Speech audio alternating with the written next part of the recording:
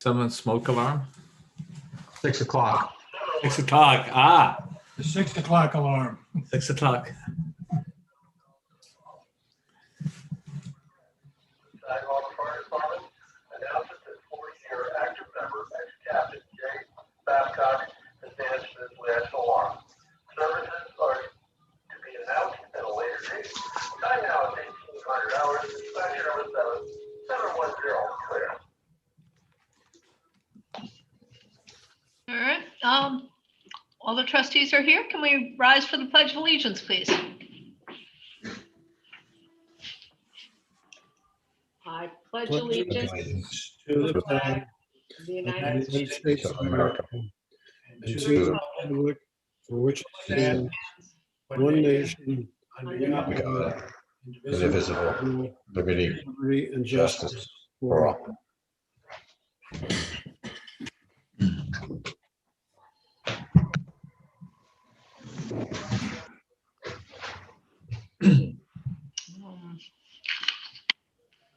Good evening, everyone. We have a large agenda for something new and different, a very large packet. For those of you who tried to download it, it was 500 and some pages. Yikes. Yeah, 504, 504, yeah. but who's counting? Anyway, so let's get right into it. We did, I was hoping, as I was planning last night for this meeting, to talk about our wonderful vaccination center and how many more we had vaccinated today. But for those of you who don't know, we did have to cancel our vaccination center today because of the J&J pause.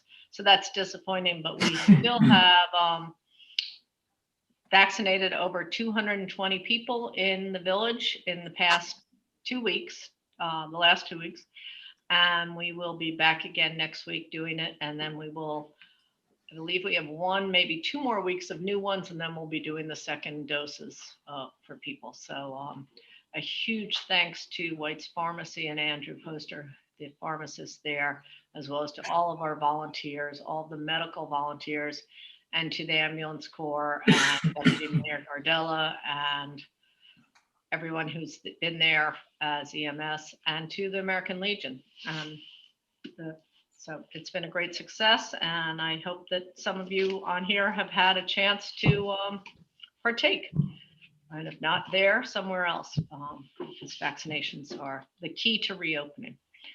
So with that, let's get right into it and start with our first public hearing on our local law amending Chapter 300 zoning to allow the Board of Historic Preservation to do certain applications with just a 2-member review. We have discussed this. We've gotten the approvals from the various planning boards in the county and SECRA, and we are ready to move forward on this. So are there any comments, Deputy Mayor? I just want a motion to open. Oh, yes, thank you. Motion to open. Can I get a second to open? Second. Thank you. All in favor? Aye. Aye. Are there any comments or questions, or do we have anyone from the ARB who wants to speak about why we think this is a great idea? I personally think it's a great idea. Is Dean here? Do not see Dean. No, I concur. I think it's a great idea that the board has so much on its plate, meeting every 2 weeks. The idea that some of these applications can be dealt with in a more expeditious manner, I think, is a win-win. Anthony, do you want to comment on this in public hearing or as part of it? He's on. Shake your head, yes or no? Okay. Yeah. There you go. Yes. Yeah, so, You can introduce yourself, please. oh, sorry, Anthony Vermandois, 68 Union Street. Yeah, this specific thing, I'm all for this. And I think, when it was first brought up, I mentioned that I think this is a great idea. I think my question here is about the application checklist. I'm not sure if this is part of this vote or not, or it's going to be a separate vote. I'm really just trying to see a copy of it to see what it's involved.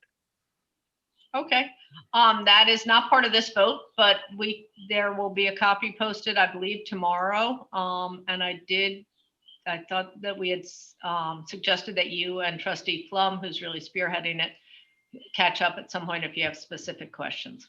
Yeah, I So- mean, I promise as soon as I see it, I'll get you feedback in, you know, a day or less. And I mean, I hope I can fully support it, but I just, you know, frankly, I need to see it first. Are you talking about the checklist now? Sorry. Yeah. Yes, Okay, I'll send it to you. We just got it a few minutes ago. Great, thank you. all right. So if there are no other comments on this, can I get a motion to close? I'll make the motion. Thank you. Second, Thank you. All in favor? Aye, And can I get a motion to adopt? so moved. Thank you. second. Thank you. All in favor? Aye. Aye. Great. Okay. The second part is our budget. I know the last time we talked about our budget with everyone, we were saying that we were afraid we might have to pierce the tax cap. We did give ourselves that allowance. I am thrilled to be here to say we do not have to do that. So that is great news. The budget is healthy without a doubt, but thank goodness our reserve fund is also extremely healthy, and we can take some money from the reserve fund to take care of any piercing of the cap. So are there questions among the trustees or comments among the trustees about the budget? Otherwise, I will turn it over to Tim Bullock to take us through the highlights, or if there are no questions, then we can go straight to. Just a Trustee quick LaRocca? one. Yep. When the cap piercing, the story appeared, it also projected an 8% property tax increase, I guess, if that were to happen. So I thought you might comment as well on the implications for any tax increase. Tim, do you want to? We're not going to pierce the cap. It's gonna be a 3.16 cap, which is what we're going to use. We're not going to pierce it. I don't know what your question is quite. The article a couple of weeks ago projected that when the higher number about going over the cap was in play, that we were looking at as much as an 8% property tax increase. With the resolution of the piercing question, I thought you might just want to comment on what that projects for property taxes. Yeah, so we're going to stay under the, within the cap. We're not going to pierce. We're going to use our prior year appropriated fund balance surpluses that we've had over the years. So that's going to cover the amount that we were planning on piercing, that 5%. So we're not going to pierce that 5%, and we're going to stay at that cap of 3.16%. So that's, I believe, your answer to your question. It's a 3.1%.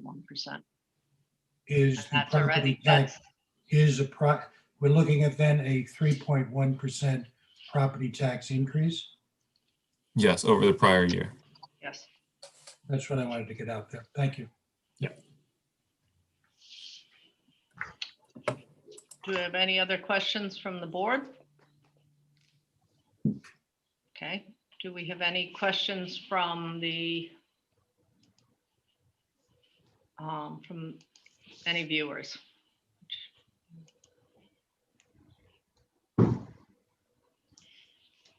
No? All right. Can I get a motion on, and Denise, does this have to stay, Denise, does this have to stay posted for another 15 days, or this is, No, that one you can adopt. okay. And is this separate from this is separate from the sewer? Now, this is our entire budget. Our entire budget, okay. Well, then I do have another, if we're adopting now, I do have another question. Okay, And it's something Tim and I have talked about. We've had concerns, or I've had concerns about the debt load that we're carrying.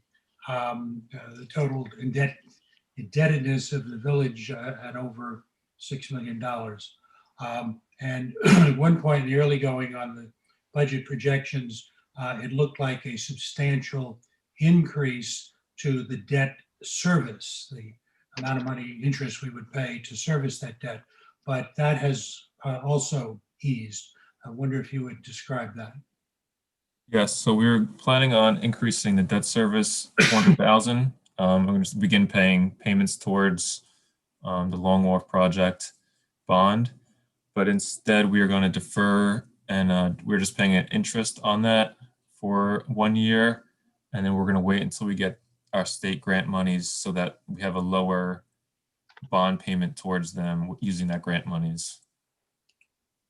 Okay, and you might, the second part of that question then is, if I've got the math right, we had a 500,000 plus grant in 17 and another 1.5 million in 19, and both were reimbursement grants associated with the Long Wharf. And so we couldn't really go to work on getting that those funds in hand until the wharf project was complete, which it is now.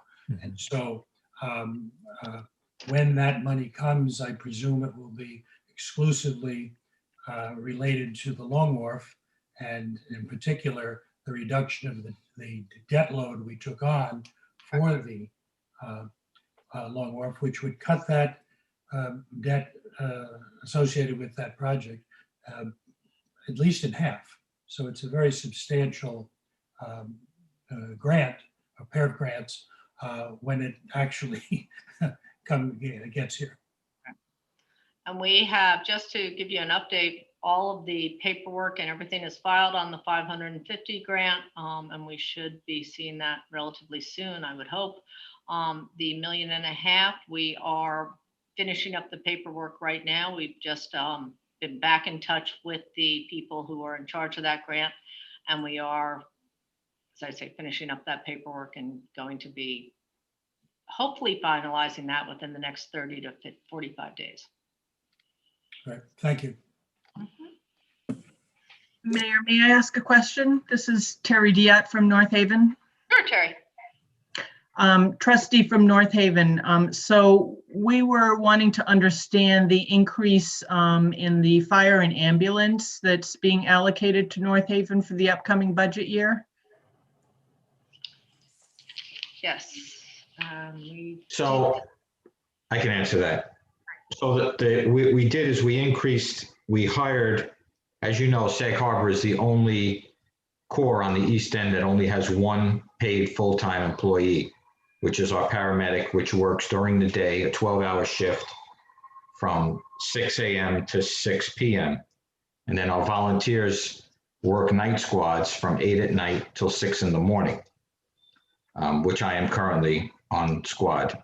And what we decided to do is to hire a basic EMT to be with the paramedic during the daytime hours, the 12-hour shifts, but it would be a part-time position. It would be filled by part-time employees. So we had somebody to man the ambulance to drive it. What we've been having difficulty in is finding somebody, because everybody's working during the day, to man the ambulance in when an emergency occurs. So that was the increase, or one of the major increases in the ambulance budget. Does that answer your question? Yes, thank you. Okay. We are going to keep this open. That's what I thought. So we are going to keep this open until the work session, because it was redone so recently. We want to make sure everyone can access it. So it will be on the website, and we are going to keep it open until the late April work session.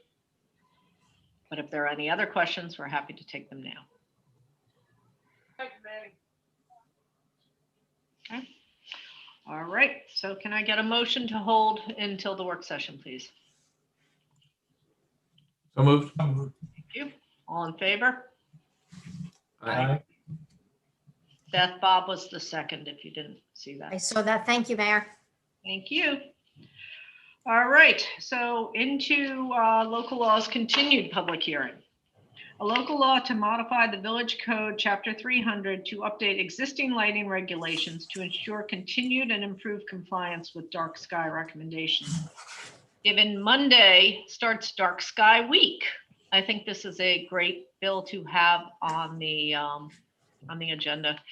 And this will be a overall much better thing for the village, both from a residential point of view, as well as in the hopes that the village can redo their lights to take down a great bit of our spending. Our lights are 25% of our electrical bill. So it would be wonderful to be able to bring that down significantly as well. And that's some of the things that are in this bill. Are there any questions on the bill, or do we have anyone? I mean, I think we've spoken about this bill ad infinitum, but are there any other questions? I'll motion to open. Thank you. Second. Thank you. All in favor? Aye. I just have a question. Okay.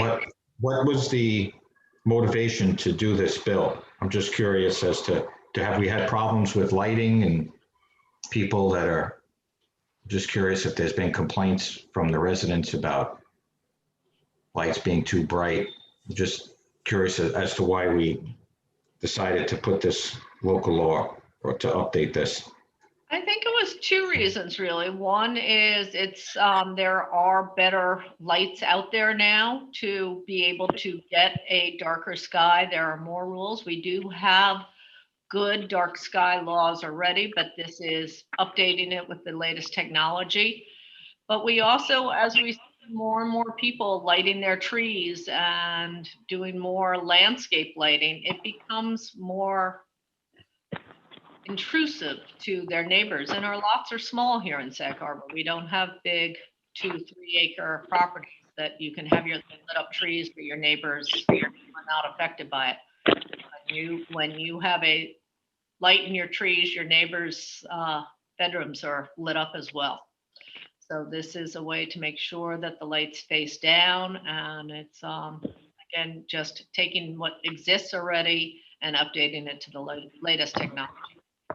Will this affect current installations? If somebody has lighting in the ground right now that's up lighting, will they have to remove it or not use it, or is it a pre-existing non-conforming situation? They will have to change it in time. It will, as low, you know, if it is low lumens and not bothersome, they won't have to change it, but they will if they have. It's more the lights in the trees that are really going to be affected. Denise? Yeah, just for the commercial structure of, I'm sorry, for the residential structures, with respect to having to upgrade or meet the current the proposed regulations, that would be upon relamping. So upon replacing the fixtures, so it wouldn't require people to go out and replace them. But when they do replace them, they would replace them with these regulations in mind. With respect to commercial lighting, there is a provision here that says that within 6 months of the date you enact the law, that specific regulations, which are listed on page 8 of the proposed local law, would have to come into compliance. One example is, lighting for ATM machines.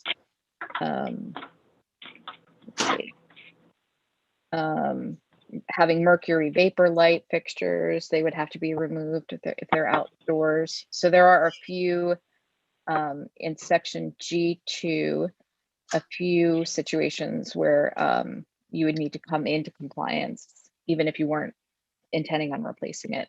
But it does give them a 6-month time period. And I have another question. Sure. Who's going to enforce this law? Is it going to be code enforcement that handles this? Yes. That's right. Yes. And also typically within the building department, there's a list of approved fixtures and types. And they have to agree, they're given that with the building permit. Very Yeah. true. They're in the code too, I believe. They're not going to walk around at night and bust people, but the idea is that, you work into this. East Hampton does it, Southampton does it, pretty much everyone does. And then my last question is, do we know what the cost is going to be to these businesses to come into compliance with this? Do you have any idea? We don't know how many businesses are out of compliance at the moment, so, yeah. And long-term, it will save them in their electric bill. So most of the upgrades will end up saving them in the long term. And then I guess the rest of the trustees have also been bombarded with the information comparing the 2,700 to the 3,000 Kelvin and what the comparison is. I also saw a comparison where the 2,700 actually has more of a carbon footprint to produce that than the 3,000. So 2,700 is a more pleasing light. 3,000 gets very blue, and I don't think, and there are issues with wildlife, but just from a purely aesthetic point of view, 2,700 is more like what we're used to. If we were at 3,000 or even higher, it's very blue, harsh light that's not in keeping with the historic nature of the village, in my mind, in my opinion, should I say. so what are we right now? What is the Kelvins, or what is the? Well, our current lighting is not really rated like that because it's incandescent and we have some sodium vapor. We have a real mix of stuff around the village. But if we're going to introduce a standard, I think that 2,700 is the coolest that we would want to be. Coolest meaning best, not. Coolest meaning best. Sorry, the warmest. I'm so sorry. The warmest light. I had that wrong. Yeah, 2,700 is the. Well, it's actually, we don't want to go any cooler than 2,700. So people can go under 2,700 all the way down to 2,200, and it gets warmer. It's more natural. It's more human, Right. And it's something that I think would make a big difference in the village. And they use like roughly 10% of electricity. Yeah. I didn't know we had a lighting problem in the village. I haven't heard people complain about it. So. Well, it's the same as in our homes. When I redid my home, there was a certain percentage had to be LED just from an environmental point of view, because it reduces power consumption and power generation, which is usually burning gas or oil or maybe now wind. So. Well, there's some debate about that between the 27 and the 3,000 as far as consumption and its impact on the environment. Yeah. No, I agree. I just think the color alone at 2,700 is more suitable to our environment. 3,000 starts to look a little industrial.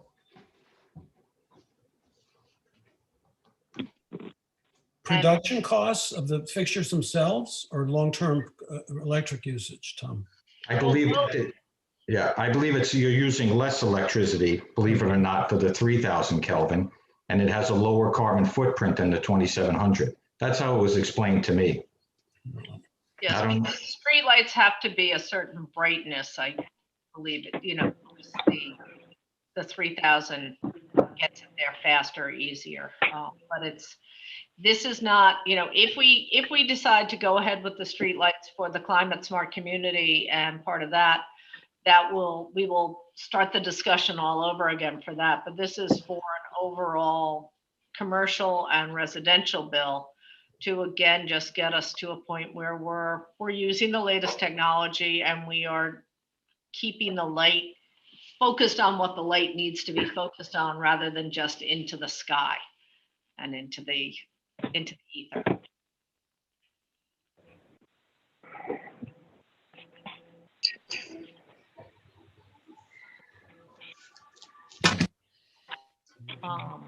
Are we open for comment? Yes, go ahead. I'd like to respond to the mayor when she said, which was a good thing to say, that it lights in the trees. And sorry, can you introduce yourself?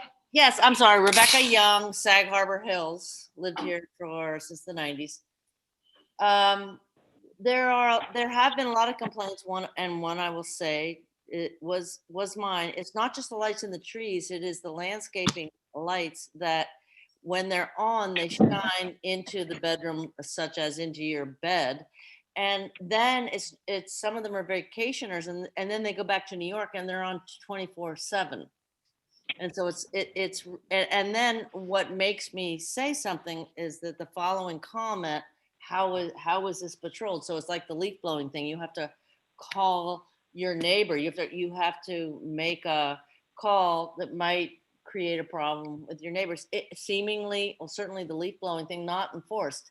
And it doesn't seem like that this would be really enforced. And it's a real problem with all the $1 million houses coming on. They just want everything lit up, not in the trees, but in the ground, lighting some tree up, and then it's in your bed all night, you know. So, okay, we spend all this money to have a house on the water. We got to close the blinds, you know. So You know, I'm the just fact, remarking to the mayor that it's a little more than that, and I can give you many people who've complained to me.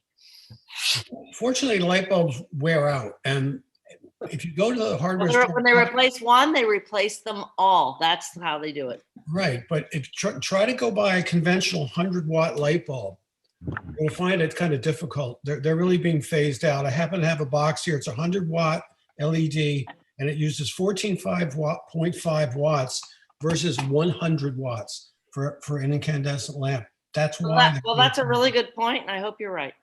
I'm right. I can show you right here. Look. I hope you're right in terms of the people who have these lights. I mean, it's kind of funny, but not really. Oh, but the point is, it slowly, you know, becomes the thing. You know, everyone doesn't go around and change all their light bulbs tomorrow, but in time, it happens. Yeah. And it's a maybe a small but important quality of life thing that we can make a difference with. Right. Yeah, That's absolutely. what the law is here for. Do we have other comments?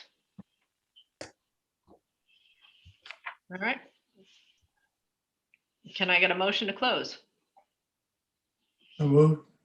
Second. Can I get a motion to adopt? I move. Second, Thank you, Aiden. All in favor? aye. I'm opposed. I don't see the practical use for this law. I mean, now we're getting into telling village residents what type of light bulbs they can use and how many lumens. I mean, this whole concept to me, I get it. I understand Mrs. Young's concerns. I just don't know how we go about enforcing a law like this or making people, you know, it just seems like to me, it's a stretch. So I'm opposed. We have two Can I opposed. chime in for a moment? Sure, I just Jen. want Can I to chime in? clarify that it is in the code already, and this is an update to it. So I just don't want anyone to think that there aren't regulations already on the books. We have our building inspector. Jim, do you want to? Believe it or not, there are already regulations in New York State Building Code that require restrictions of lighting that fall upon your adjacent properties. So if you want, I can research the information and give you what the actual codes are restricting how many, it's not measured in watts, it's measured in lumens that you're allowed to have leaving your property. Suffolk County also has what's called dark skies compliant. If you want to look into that a little further, that's a county regulation about what they call light pollution after 10 p.m. at night. Yep. And to Denise's point, we already have many laws already on the book. This is just revising them again to keep up with the technology. So we did have 3 ayes and 2, so the motion passes. Our next one is a local law amending the Village Code, Chapter 186, Parks and Recreation to regulate conduct on all public beaches and public parks. Can I get a motion to open? I'll make the motion. Thank you. Second? Second. Thank you. So this is the law we reviewed a few weeks ago. We have gotten some comments back from various people who live on the beaches up south of the village. And we are, or east of the village, sorry, east of the village. And we have made some adoptions and amendments to the law to better define what a public beach is and other questions. But I know there's a lot of conversation about this. Do the trustees have any comments before I open it to public hearing? No, I'm interested to hear what the public have to say on this. I've had a lot of people reach out to me, and I need to learn a little more about it. Denise, do you want to give us a baseline of what changed from last time, or just so that everybody's on the same page? Thanks. Sure, no problem. So as you may recall from the last meeting, the chief had asked me, actually pre-COVID-19, I think, to craft a local law that would impose some regulations on conduct on public beaches and in public parks. So we did have a Parks and Rec law on the books already. So I was able to start with that, but I went to our neighboring jurisdictions for some additional information and insight and drafted a more comprehensive law that protects both the public parks and the public beaches. One of the issues that came up at the last meeting was, is there any intention here to regulate conduct on private property? And the answer to that is no. So I've made an effort to go through the local law and be sure that it's clear that the regulations only apply on public property and do not apply on private property.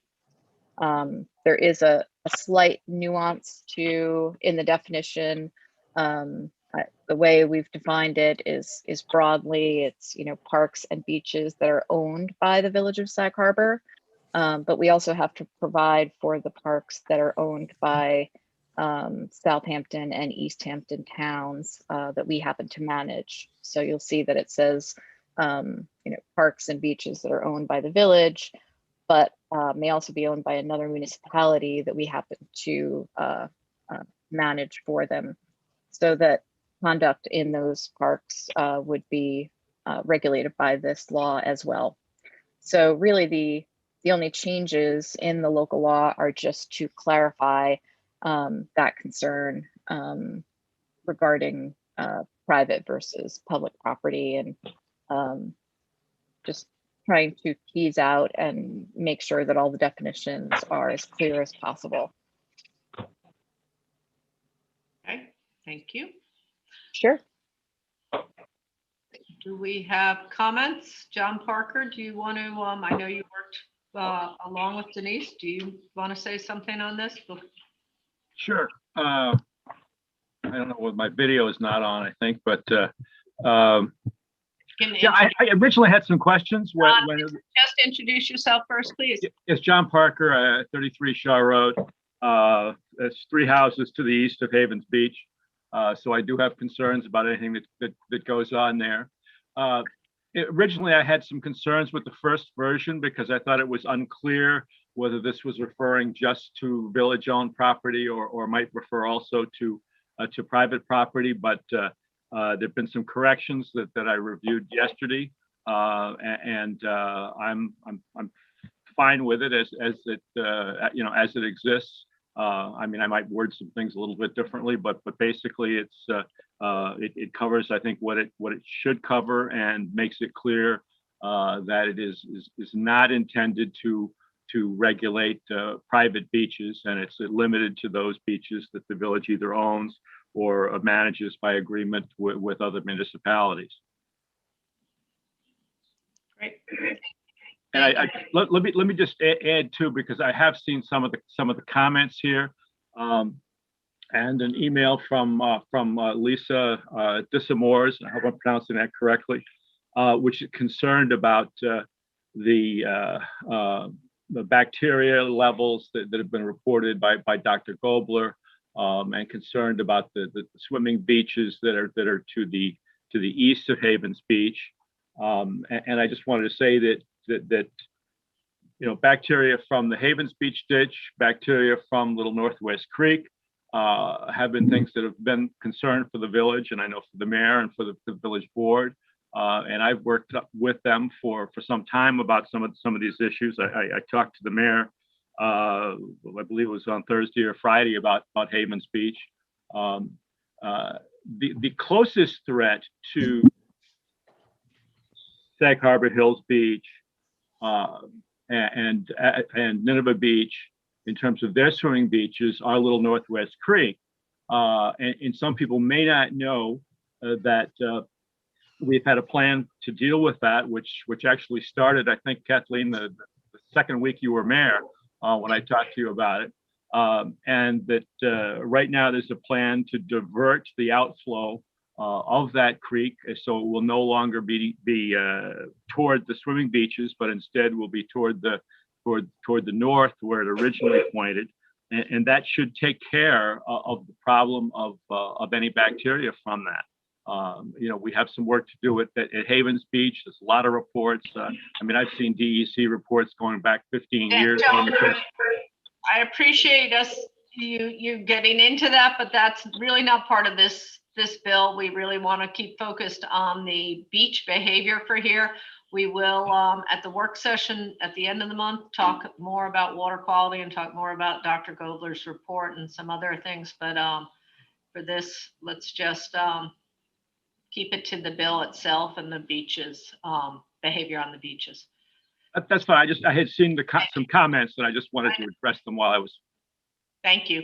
Thank you. Do we have others who would like to comment?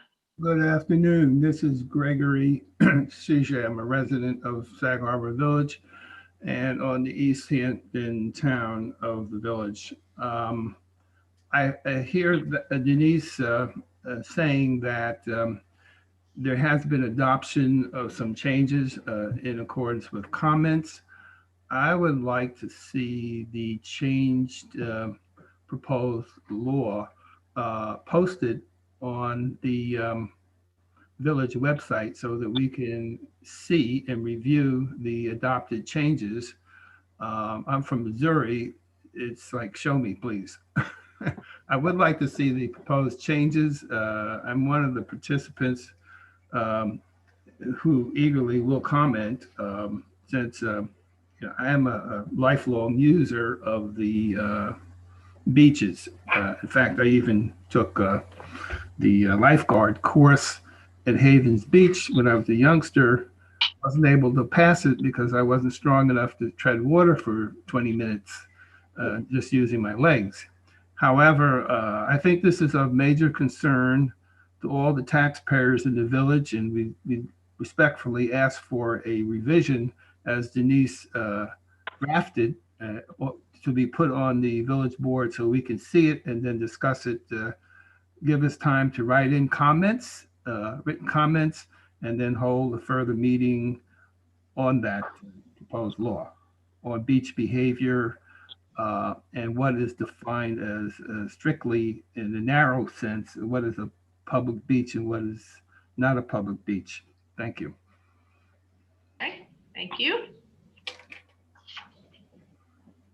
We have other comments?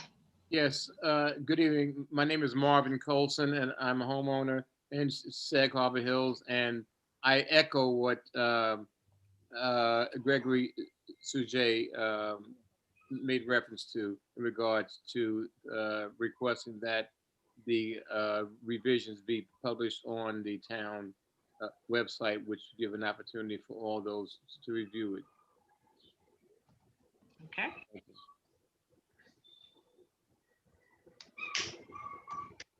Any other comments? Hi. Good evening. My name is Shannon Richards. Can you folks hear me? Yes, we can. I see that Mr. Fletcher's hand has been up. I don't want to jump ahead of him. Sorry. Okay. Nope. I just want to be respectful of order. I know he's been involved in this topic as well. My name's Shannon Richards, 63 Terry Drive. Well, quite frankly, my great grandmother founded Azure Rest, which means she was an amazing, accomplished woman, and I have far fallen flat of that example. Be that as it may, I'll try to fix that today.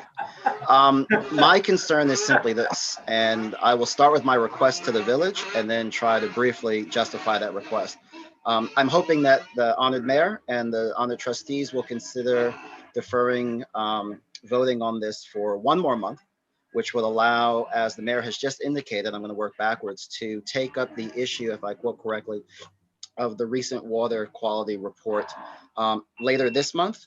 And also by having a trustees meeting again in the beginning second week of May, gives time for the village to get this right in advance of the high season that we go into, starting roughly with the middle of the month and Memorial Day.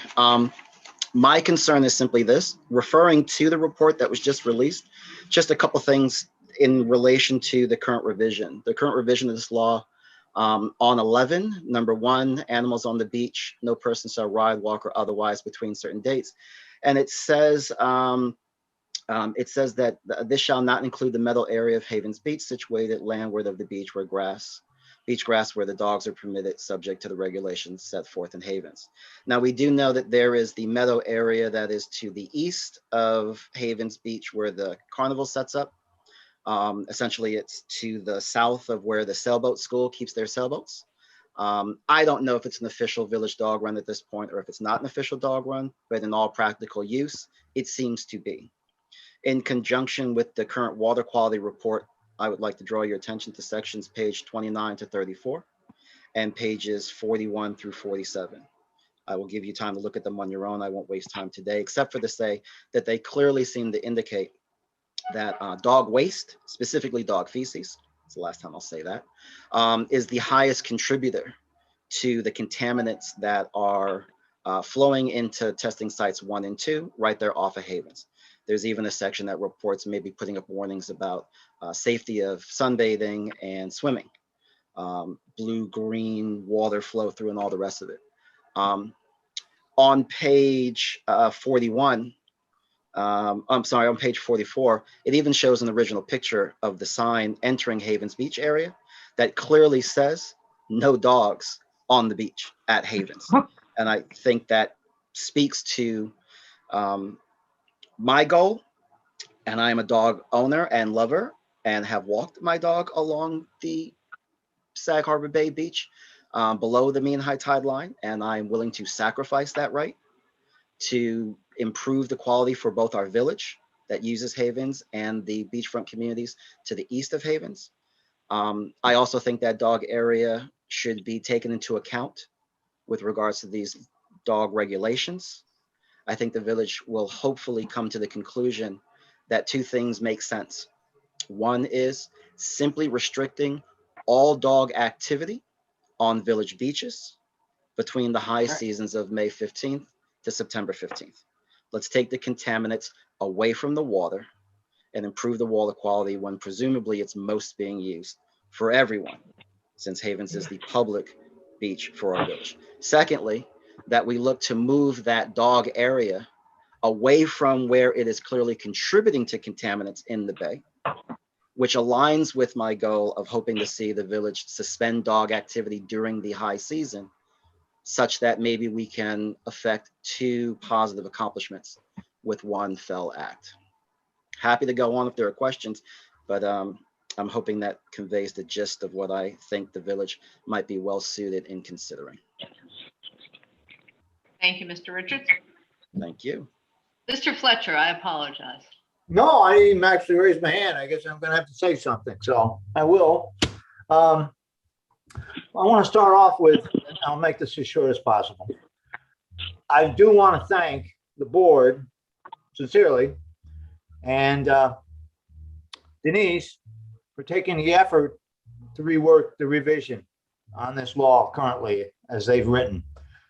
They have addressed several concerns that I expressed. I'm not going to list them, but they were kind of heavy duty concerns. Riparian rights and Supreme Court taking and all that kind of nonsense. I have been in contact with several members down in the communities to the east of me, and we're all part of the same community going down the shoreline.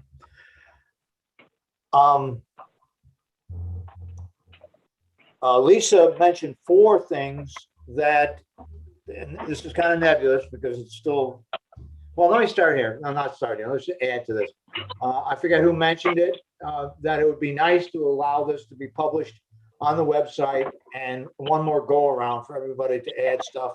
I know there's still some concerns. I know that they appreciated a lot of what John and Denise have done and addressed certain things. I can't speak to the dog thing for the communities down east of me because I'm not that familiar. It's very much tied in with the pollution, and I do not have any education with the pollution thing. The only thing I know about the pollution stuff is you never should have got rid of the swamp. and I haven't read I guess his name is Gobler. I haven't read the report. I started to read it. Lisa gave me a copy of it. I started to read it. But there is a problem, just an initial reading of it, to how much value you can give to it with all the dredging that occurred, that was dumped on Havens Beach. I don't know what was in that dredging. I mean, were there latent bacterial stuff? I know up in the harbor, there's quite a bit of contamination, and that had to be dumped on Havens Beach. I'm not a biologist, so I don't know if it lived or didn't live. I don't know if it's going to leach into anything. So it's difficult to take any reports. Personally, I think it's difficult to take any professional reports done since then and give like their gospel. They may be, but that variable I've never seen, and like I said, I'm not that versed in it. I've never seen, the Gobler doesn't even mention anything like that. And if it did affect the readings that they did, they could be honest, perfectly legit empirical readings. But if it's affected by that dredging, which nobody talks about, you can't bank on them. But like I said, I'm not that familiar with it. I'm just throwing that out to people to consider. I guess Denise told me there's going to be a 10-day period where we can write stuff to you. I would prefer, as other people said, that's another month, especially when I would like to see it more public, the new revision, so people can respond to it. I know that if you don't grant us that, there is a 10-day, anybody who wants to correct me, Dees, or anybody, there's a 10-day where we can write to you further concerns that we might have with the revision law. And all I can say with that is if that's what you decide to do, okay. And all I can say to that is I hope that you take seriously the concerns that we have, as you have already. I do mean that sincerely. You've obviously addressed some issues that were brought up by the communities and have clarified it. And that's kind of all I have to say. It's at this point. Thank you. Do we have anyone else who wants to say anything on this? We have some hands up. I see Marianne Eddy. And Karen Saw. Marianne, do you want to? You're still muted, Marianne. While we're there you waiting go. for Marianne. Oh, okay. Go ahead. Hi. I talked to Dr. Gobler today, and a couple of things that are relevant to this conversation. One, the results that people are talking about regards to dogs, it's dogs and small mammals. So I asked him whether or not in the microbial source tracking, whether or not it's possible to distinguish one from the other. He said he didn't know, but he was going to check, because I think that that would be pretty helpful. We also talked about, well, let me go back for a moment. To the person who was speaking just before, talking about the dredging, where we sampled at Havens Beach, you may or may not know, but where that ditch comes and it T-bones into the road that goes over towards where the little boats are, Beneath the road is a large vault that is filled with sponges that are designed to filter the water. So when we sampled from Havens Beach, we were taking samples right at the mouth of the pipe that was coming out from that vault. So that sample was not commingled with anything that was on the beach per se.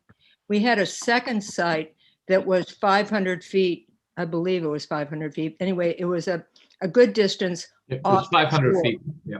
500 feet. Yeah. That was a buoy, and we were taking samples there. So just to make that clear, we were talking today about what we might be doing next year. And if you listen to his presentation, one of the things that he discussed was from an aerial view, he thought that he saw the possibility of blue-green algae in the ditch. Blue-green algae is a much bigger problem than the pathogens that we may or may not have from birds and dogs. So when we're talking about what we're going to do next year, we're hoping to be able to sample from that ditch in the stagnant water as it comes down from Bay Street. The other thing that I would like to do is that ditch is fed by 2 large pipes that come from storm drains off of Bay Street. And this is water that's coming all the way from Hempstead down, or all the way from Hampton Street, down Hempstead, along Bay Street, from all those properties. And it's flushing all those properties. And what we want to do is we want to take a sample right at the mouth of that pipe before it goes into the ditch.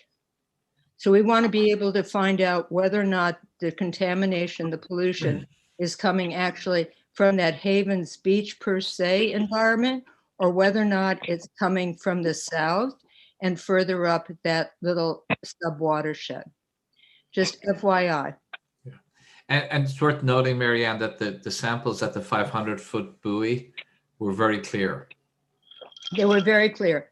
And what we talked about today was taking some samples, maybe 10, 15, maybe 30 feet. We might titrate that as we get results from where the water, where the inlet goes down into the bay from the ditch, and do it right at the water's edge. This is where our most vulnerable population, all the little babies, all the kids, all the toddlers, are there splashing around. So we want to take some samples from that area as well. And sort of depending on the results we get, whether or not we go a little further, get a little closer, and see what that shows. Great, thank you, Marianne. Can I, so this is really what we're trying to do is the beaches law, and we are going to, on April 28th, we will have a work session. We will leave this law open because it just got revised recently. So we will leave this law open. It will be posted on the website. On April 28th, the hope is to do most of the work session about the environment, and in particular about Dr. Gobler's report and some of the things that can be done at Havens Beach. So, you know, talking about the dog park, talking about the ditch, talking about, you know, should we bring a serpentine back, et cetera. So that is the goal of our April 28th work session.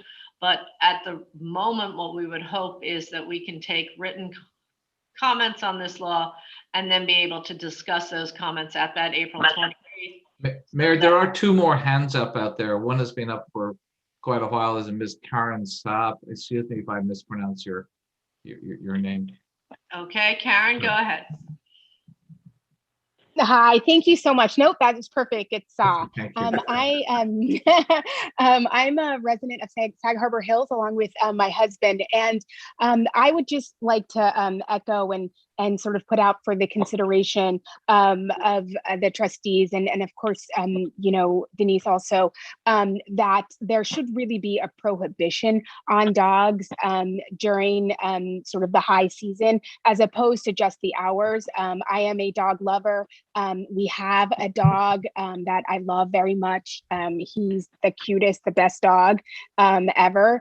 And but I still think that this is something that's really quite important. And I say it for two reasons. One is that, you know, as a dog owner and owning a dog here and in New York City for many, many years also, people aren't great with cleaning up after their dogs. And it just leaves a mess. And it's not at all sanitary, and it is not all very community focused. And people come and they do it and they leave and they think it's fine because it's the beach. So the sand or the water, I don't know what they're thinking. But that's what happens. It does not get cleaned up. And second, I would say that, you know, in the communities that are east of the beach, which are, you know, Azarest and Sag Harbor Hills, where I live again, and Nazareth, the problem is that there are prohibitions of dogs on the beach in those communities. However, if people start at Havens Beach and walk down the beach with their dog, they walk with impunity through our community because they think that there's a dog, dogs are allowed, so it's not a problem. And if you say anything to them, it becomes uncomfortable for you. So, you know, I really think that during the high season, and especially as Sag Harbor continues to just be a popular spot for people to come, it's a great community that we love so much. So you can just imagine why people want to come. That, you know, that's the, you know, fairest and best thing for our communities and our environment. Thank you. Thank you. Rebecca? Yes, I'd like to second what she said also. I live on the waterfront, thankfully, and the increase of dogs, not just in the past couple years, in the past year has been substantial. If it keeps going that way, that's going to be a major factor. But I also wanted to mention, I've read Dr. Gobler's studies on all of the beaches. And what's interesting to me is Long Beach is substantially less polluted than here. I mean, substantially. And so you got to think, okay, what's the difference? Well, it's a lot. The boats out there, we talk about sending the pump boats out there south. I think funds that we do that. But we have to consider what's the difference. I mean, obviously we're in a town and Long Beach isn't, but Long Beach has dogs. Long Beach has boats, not the kind of boats. And what I've seen, very briefly, I'll just say, as soon as the boats all arrive, the water goes downhill. You can see it. And that might be just because of the warmth of summer. I understand all that, but it's not a mention. Compare. Well, I would hope we'd have more inspections this summer, and we've been talking with our harbor master, and we're going to see if we can get a second pump out boat. So we recognize that that's an issue, and we'll be working towards resolution there, or at least some help. Hi, may I make one more comment? This is Gregory Sujet from the village. Gregory, yes, we have Renee Simmons would like to say something before you, and since she hasn't spoken yet, let's go with her, and then we really do need to. Susan Enriquez Payne would like to make a comment as well. Okay. Hello. Hi there. Thank you very much. Just a couple of things, and yes, I did that we need to see it. I'm also from Missouri, actually having lived there a couple of times, so I definitely am from Missouri. I'd like to see it in writing online, what you're referring to. But in terms of the dogs, I echo what Karen said, and I'd like to add that it seems that what you then selected were specific hours. Now, as a dog lover and owner, that's the time that dogs want to walk, and when they walk, they use it as their walking place before 9 and after 6 in the evening. So this is not only making a bad thing that we have now bad, it's actually making it worse because it's now allowing dog walkers to walk during prime dog walking time periods. So, you know, East Hampton Village and town have beaches that allow dogs, but most of their beaches do not. They do not allow dogs at any time, off season or on season. But we only have one beach, and we're now willing to sacrifice that quality. I mean, somebody mentioned about the lovely little kids playing at the edge of the water. That's where the dog's stuff is being left as we walk the beach. I mean, we're there every day. We can see it. People are not cleaning up. And I've had people say, well, no, my dog, I just walked him. He's not going to do anything. And in front of me goes. So I think it's important to really revisit the dog issue. Water quality, I think everybody on the trustee boards know how I feel about it, particularly when it deals with the boat dumping. And I believe, I love the GOLA report, but there's another report that speaks to that the wealth of, or the majority, or the concentration of pollution is coming around the areas that have and house boats. So we know something is there by your other research. And then last, we need to make sure that if for some reason you still don't kind of listen or accept what we're saying about the dogs and you allow it, then we need better signage to separate what's happening on Havens Beach versus the private beaches. And one last question, and I know this was raised before by Shannon. It's unclear to me under the water side of the mean high water mark, that is not private per se. It allows public access. And what I'm fearful of is that if you open up Havens Beach, we again, Karen alluded to, we'll get into the argument because then that technically is not private. So we need to really understand, and whatever is written, Denise, I hope does clarify that on the record. That's it for me. Okay, thank you. Susan, again, if it's about the law, that would be great. We'd love to hear from you, Susan. The support I'm needing is to have beaches, to have the dog park relocated, because we know that it's already stated that no dogs are allowed at Havens. We need to honor the separation of the beaches because there is a price to that. Dog walkers as well don't respect the rules. So why not relocate it? We are already working on improving the situation as was stated. So relocating it can't do anything else but help us. That's all I have to say, and thank you. Thank you, Susan. Mr. Sujay, is there something quickly that we want to add so we can move on? Yes, this is Gregory Sujay. I'm resident of the village of Sag Harbor and the East Hampton town side of the village. In the past, I've heard that there is a requirement for consistency reviews, which may be under the responsibility of the Harbor Committee. I've been on the town of East Hampton website, and there's a June 2020 URL that you can click in, which will give you a list of beaches owned by Sag Harbor Village. Notably, they're coded in a legend by the town of East Hampton, and the reserve area of Sag Harbor Hills is coded the same as our Havens Beach.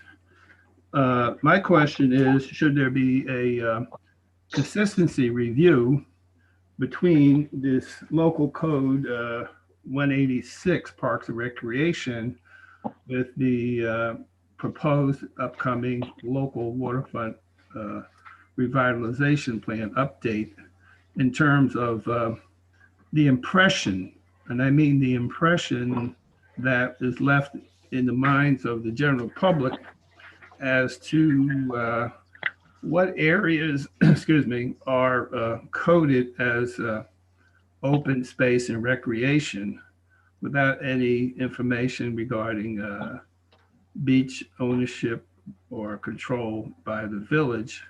So there should be some consistency because the local core chapter 186 has no maps at this time. But I don't know for sure, but if the LWRP is published with maps, that impresses people with the fact that there is open recreation.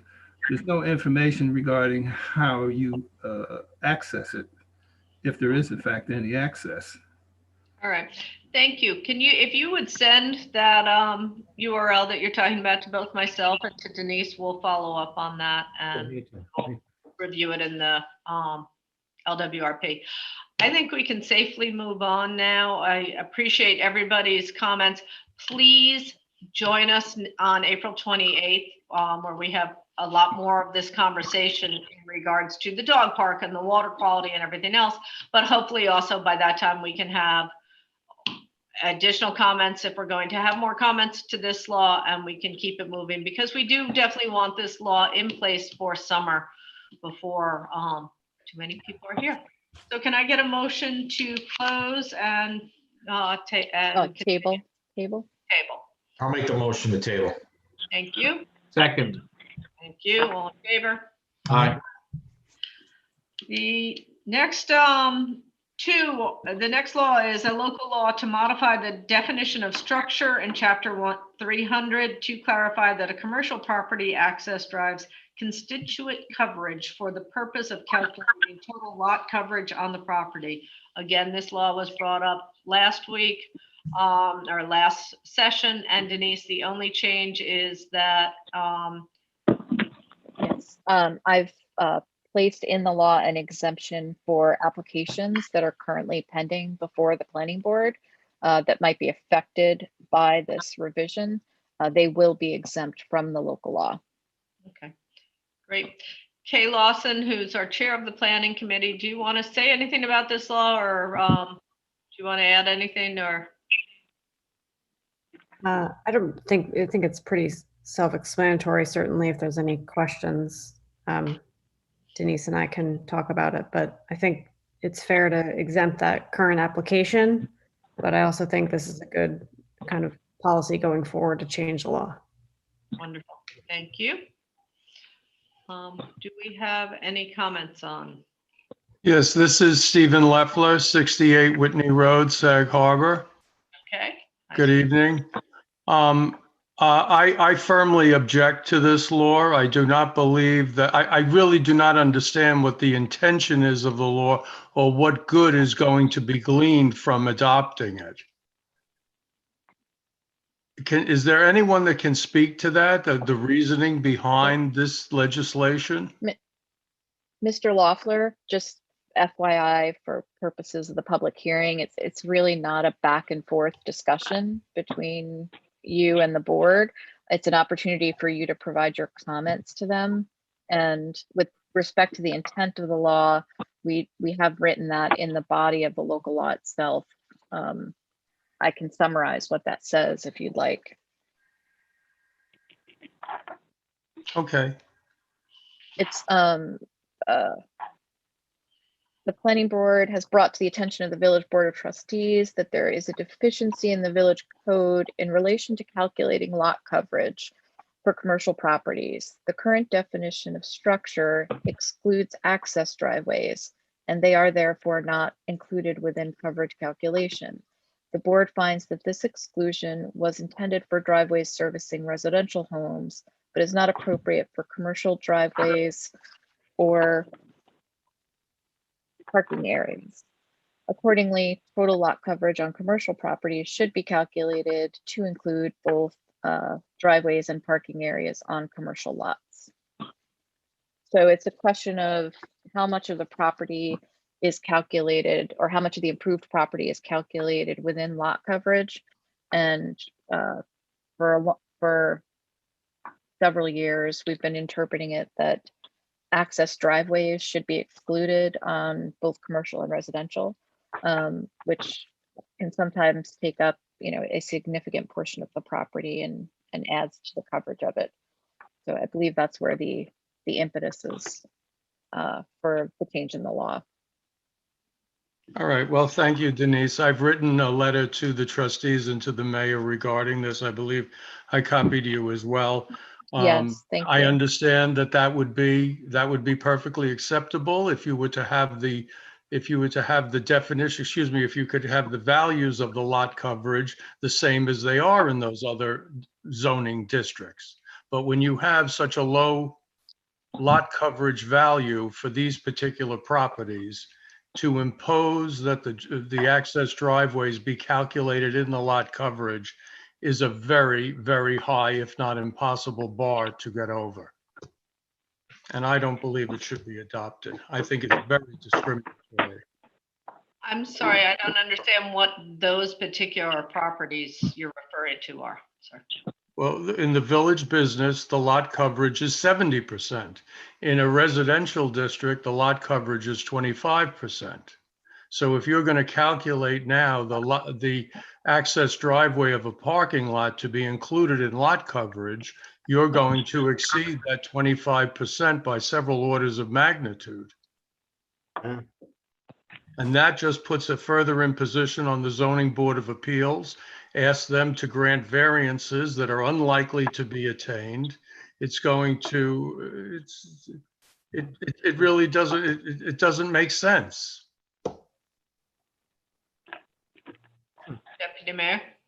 What was the motivation behind changing this? I mean, it was suggested from the planning board, and why was that? Yes, because they were, well, I'll let Kay answer that question. It's probably not proper for me to step on her toes, but Kay, do you want to address the deputy's question? Yes, reiterating what Denise said, and maybe I can say it a little differently, but this 70% lot coverage in commercial lots,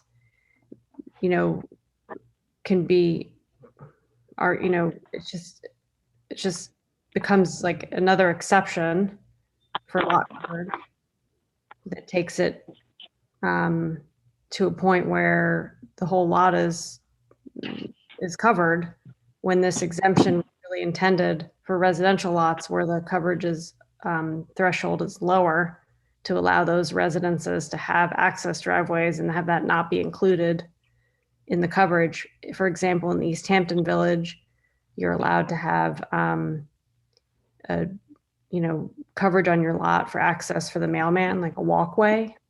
It's the same concept here, but it's this exemption is being maybe misused, or it doesn't allow for proper drainage on these lots. There's a lot of different factors that go into it, but that was the reason why we wanted to clarify the law.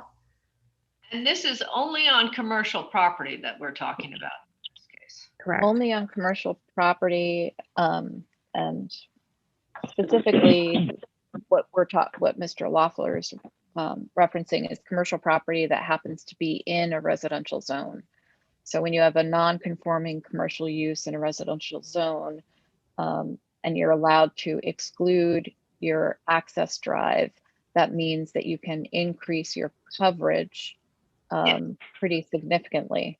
And that's one of the planning board's concerns is, do we want to encourage large access driveways on non-conforming commercial lots in residential districts?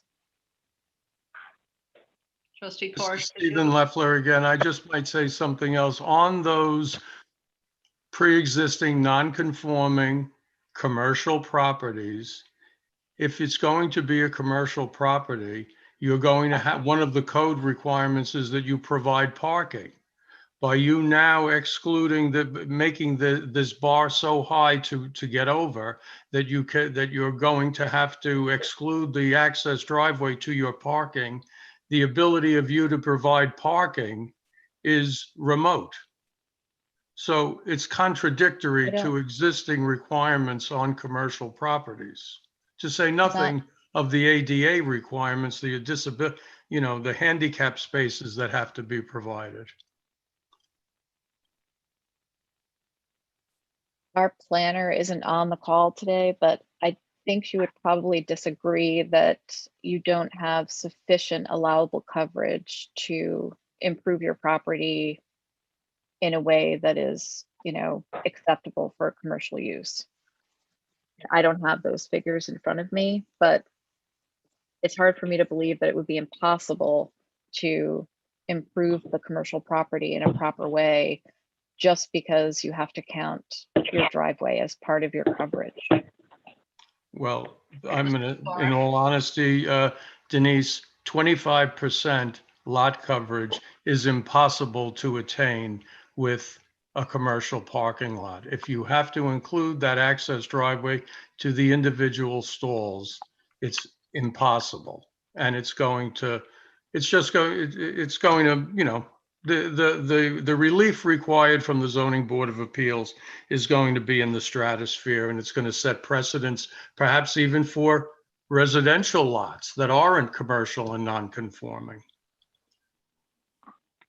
Anyway, I appreciate the exemption from for applications that are in the pipeline.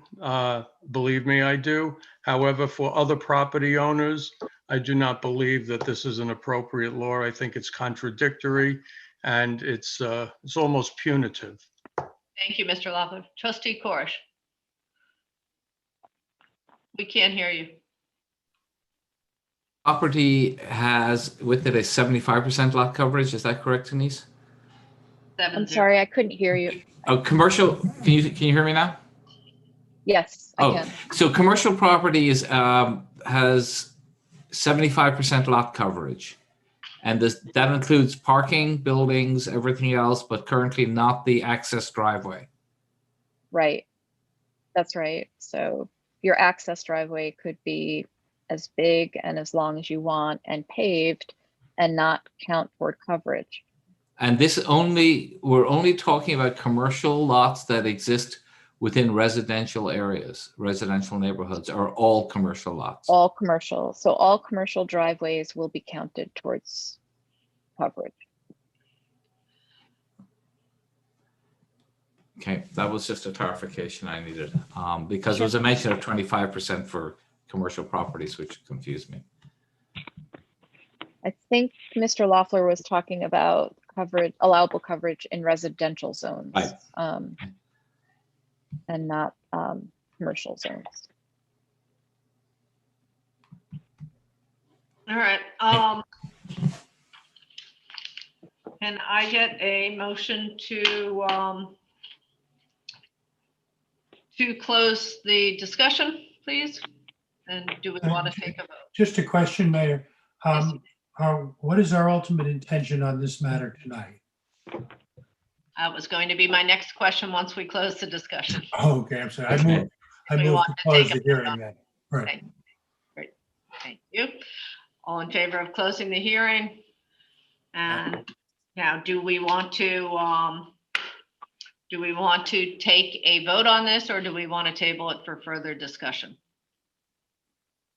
I want to suggest that we table it. I would move to table. I will second that. If I may just share my thought behind that. Yes. A couple of years ago, we spent some time on this sort of puzzle, which is that in any form of legislation regulation, if you regulate or legislate something that is in fact impossible of compliance or near impossible of compliance, you create a burden on the exception process, in this case, the ZBA, that takes the discretion and the application of the rules that they might apply almost out of their hands. And a lot of the court cases we've had have basically said that. You can't make an impossible rule and then hold somebody for not being able to live up to it. So in reason, if you have an exception process, you should do it. This begins to feel like that argument to me from a couple of years ago. So I'd like some more time to think about this and look back at some of that history we made a few years ago. And Denise, I think will remember some of that debate because I think we make ourselves subject to loss in litigation and everything else if we prescribe something that is effectively impossible. Yeah. I agree with that. I can't fully get my head around this at the moment as to the whys and wherefores, and what we're trying to do, what we're trying to achieve, other than drive people to the ZBA, to Jim's point, to try and get the impossible variance. So I think more time would be good on this. Well, but in addition to more time, what is it that we need to get our heads around it and are there, for example, and maybe this defeats the purpose, but it sounds to me like in the commercial district where it's 70%, it makes all the sense in the world. It's the non-conforming where it's the 25% that may be problematic. Yeah, well, the 25%, I mean, 75% can be difficult, but I think that's the point I was trying to figure out in my head. So a commercial property within a residential zone, it is confined by a 25% lot coverage. So, I mean, I do agree that becomes that the driveway could become a major portion of that lot coverage. I'd like to look at some examples because in theory, a lot of things seem to make sense, but I'd like, how many lots in the village does anybody know are we talking about that this affects? Where we have commercial property in a residential zone? Probably more than you would think, but that's a valid question. But also, can the two be teased apart? Does the law make sense for the commercial with the 70%, and maybe it does not make sense in the residential area with the 25%? So and just to clarify again, what's the problem we're trying to solve? Is this a runoff issue from what? Is this a permeable? Yes. Yeah, But- yeah. It was about, much concrete. It was about excessive coverage. Yep. And there's no way of describing coverage that allows we on our streets and parking, we've been putting in permeable surfaces so that we allow the water to seep down through. I think in a village our size, we have to be maybe a little bit more nuanced in our approach to these problems. This seems like a pretty broad brush. Are there other ways, if that's the problem, are there better ways of solving that problem? And I don't know right now. I guess that's why we need more time and more discussion on this. And there's nothing driving us to one deadline or another, is there? No. No, not at all. So That's my motion then to table or to stand. And I will second that motion. all in favor? Aye. Aye. Can I ask that Trustee Corish or Trustee LaRocca work with Denise and with Kay to see how we can get to a place where we have something that is going to help the planning board, going to help the environment for more absorption and less concrete in our world, and yet be fair? Sure, I'd be happy to do that with Jim. I think we can work on something and report back to the board. I think Mr. Loffer makes some good points. Okay. Moving on to the second of these laws. This is a local law to expand the requirement for transitional yards between commercial and adjoining residential uses to apply in residential zones. This is also something that will not affect people who have applications in at the moment. This will be a new law, but anyone whose applications are in is grandfathered. This was at the same time brought up by the planning board because as they were going through different applications, they realized that this was something that was maybe in need of change. And Denise or Kay? Yes. You can Yep. take it. It was seen as, I think, a true loophole in the code that we were requiring transitional buffers between commercial properties and residential properties when they're situated in commercial zones, but not when they're situated in residential zones. And it seemed to the planning board that it's even more important to have those transitional buffers when you're in a residential zone, because of course, when you're in a residential zone, most people anticipate that the neighbor is not going to be commercial, is going to be residential, but we know we have some non-conforming uses in the village that are outside the business district. And so in those zones, the planning board felt the transitional buffer of 10 feet should also be in place. And what that does is give the neighbors a little extra room in between improvements on the properties. So instead of having the planning board impose that as a condition of approval, they would rather have it codified and in the law. And as with the previous item, I don't guess we have an opportunity to know even approximately how many properties might be in this circumstance. I wish I knew, but I don't honestly have a count for you. For an example, How is it many? like the gas station on 114? Is that an example? That's tucked into a residential zone on the north side. So it's just asking for a 15-foot buffer. It's the gas station, Mr. Loeffler's property next door. I think we also have the deli that's in a residential zone.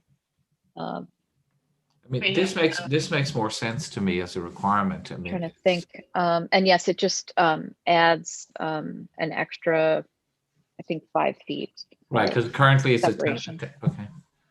To tie it in, so it's Kay Lawson, Chair of the Planning Board, just to, if we want to have the same additional discussion with regard to this transitional yard with LaRocca and Trustee Corish, I'm happy to do that as well.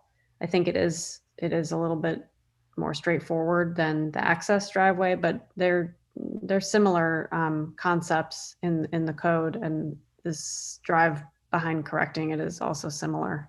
Right. This is Stephen Loeffler. May I just say there is one difference insofar as the code that says that this transitional yard has to be between residential properties and commercial properties has been in the code forever. And it's well understood, and no one would disagree with it.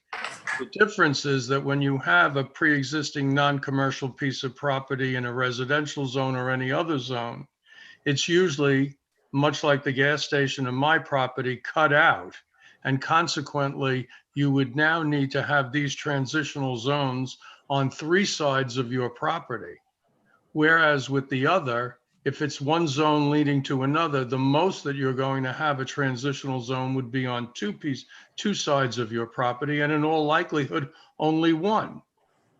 But with a pre-existing non-conforming, and also in a residential zone, the property sizes are smaller, and you're generally smaller, and consequently, that imposes an additional burden on the property owners of those properties.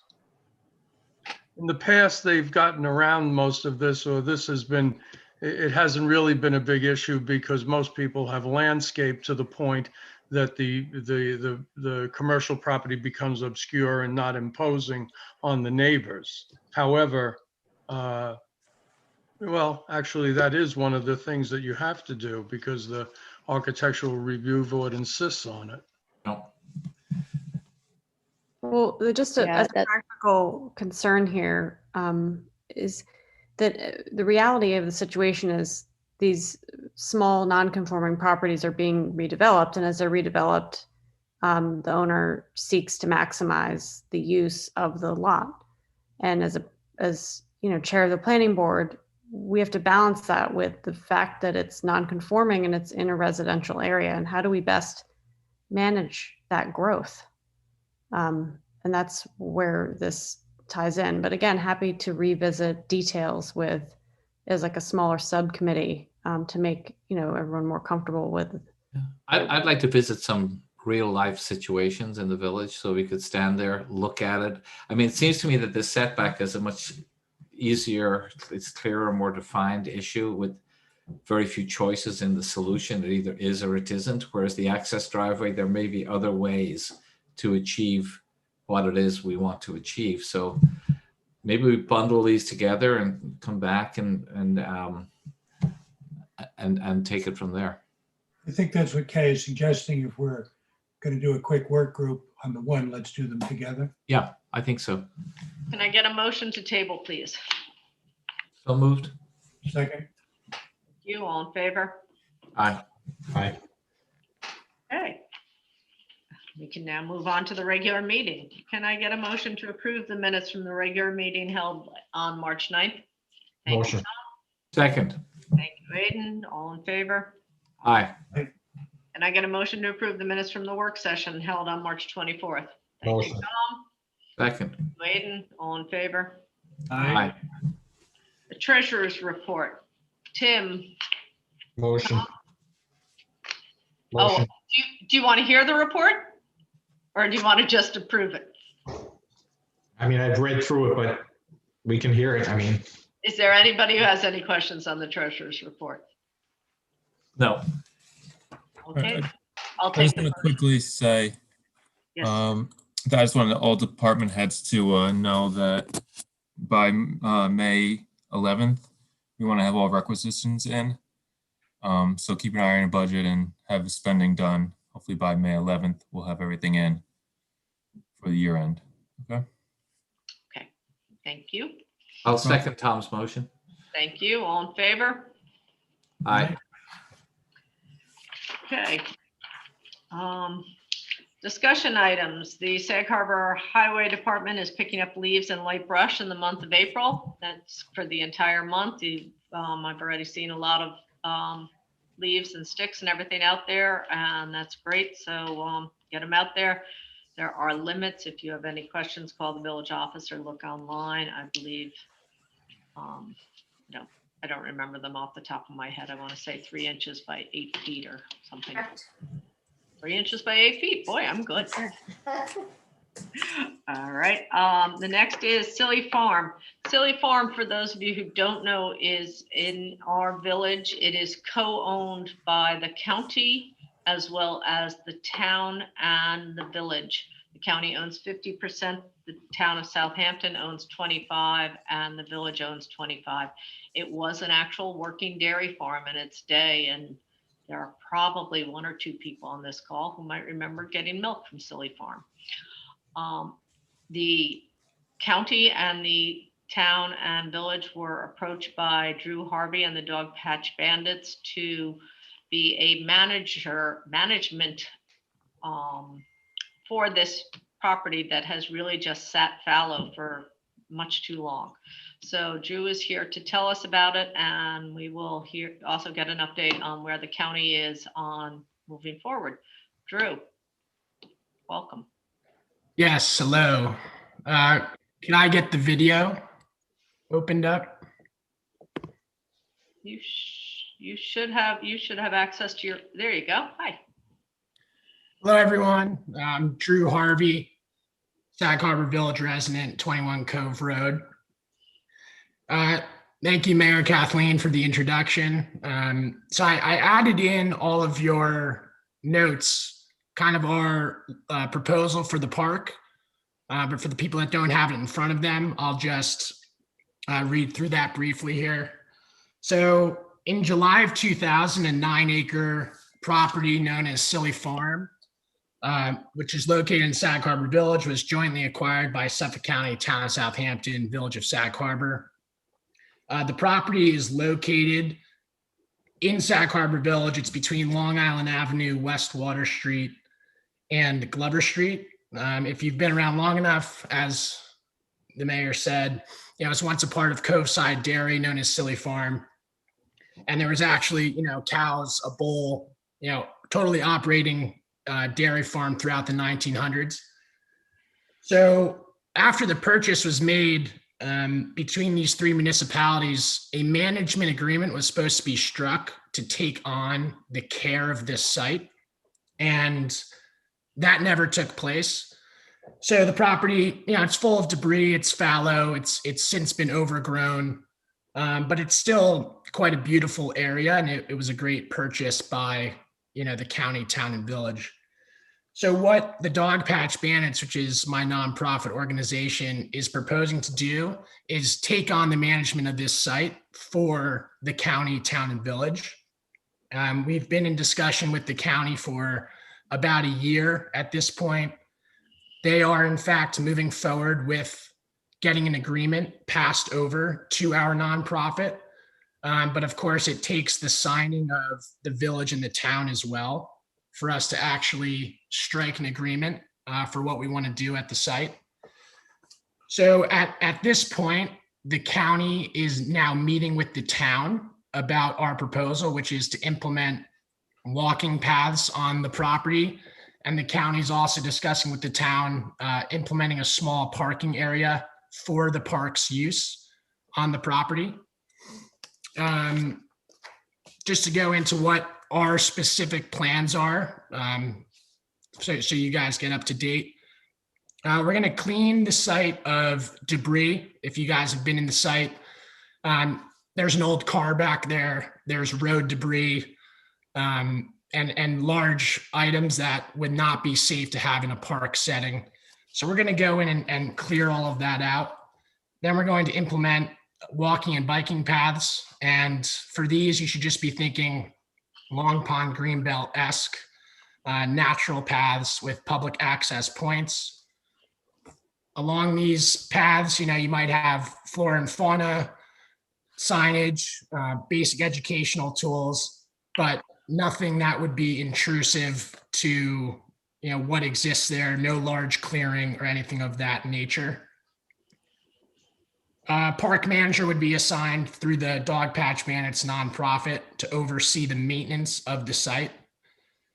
All subcontracting would be taken care of by our organization under the management agreement struck between the county, town, and village.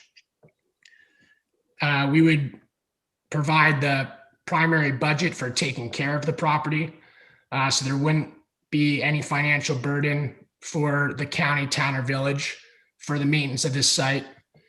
And then from there, we would be open to the village's input on other site-specific projects that we could have within this 9-acre property. I had a good conversation with the environmental committee, Kathy Sutter, about it. Projects such as a pollinating garden, you could create rain gardens in wet areas, but that would all come down the line after the initial opening up of the property for the public, and pretty much giving the people the park that was bought for them, 20 years ago. So that's the first aspect of the Silly Farm project. Does anyone have any questions or comments about the 9-acre aspect? I think it's a wonderful idea. I live on Howard Street, so Silly Farm is right at the end. We're like 5 minutes walk. I think it's ambitious. It sounds fantastic. And what is your source of funding for this? Just to give us some idea of how you fund this, or how you see this being funded as it develops. So we would host fundraising events. Our nonprofit, hosts a fundraising event already at Bridgeham Beach Club annually. So we would allocate funds through our annual fundraising budget specifically for this site. Interestingly enough, outside of the initial implementation of what we're discussing with the county, the site will maintain itself through basic foot traffic. So the operating cost I put forth is $28,000 per year, something that our organization could certainly fundraise for the site. But when you're looking at the Long Pond Greenbelt, there's not a lot of annual money that goes towards those walking paths. Right. If you can provide the labor for keeping the paths clear, keeping them safe, and you can use volunteers, our organization is willing to put in the labor hours for that, you're not talking about a very high cost for this. I mean, I absolutely love the idea. It would be great to open that space up to the public. It's totally unused. To a large extent, nobody really knows what goes on in there. It's sort of just deer and ticks and trash in places. So I really commend you and really welcome the effort, and look forward to working with you. Thank you very much. Appreciate it. Drew, a couple of quick questions. Just tell us a little bit about, I just asked them as specific questions. There are 3 owners, 3 governmental owners. Are you all equal, separate but equal, or how does that work? So the county is the 50% owner of the site. The town is a 25% owner, and the village is a 25% owner. So the way that we understand it from the county perspective is that the county ultimately has the jurisdiction of the site in terms of the county parks department about what can go on there. So they would have to be the first sign off for any type of agreement that goes on that property. Beyond that initial agreement between the county, the town, and the village, as 25% and 25% owners, have the right to sign off with the third-party manager of the property. And they strike an agreement with us, the Dog Patch Bandits, based upon what the county agreement is with those two municipalities. Okay, and your organization, just give us a quick snapshot of it. How old is it? Who are your trustees? How did it come about? Because I can't think off the top of my head of an arrangement quite like this. It's similar to some of the conservancy arrangements in the city, in particular, for specific parklands. So where did this come from? Your outfit? Yeah, so we're incorporated in 2019. We were established in 2018. We started as a local organization that bicycled across the United States to raise money for a specific project, which was the Mike Semkis Memorial Workout Station behind Pearson High School. Since then, we've taken on a couple other projects. We work with a couple local rehabilitation centers. We have a scholarship fund at Long Island Center for Recovery. We're building 2 outdoor workout stations, currently one at Long Island Center for Recovery, one in Holtville, California. And our primary focus in the village of Sag Harbor is really health and wellness in the community. So Silly Farm Park really came out of looking at what exists in the village in terms of outdoor space that's usable for the public.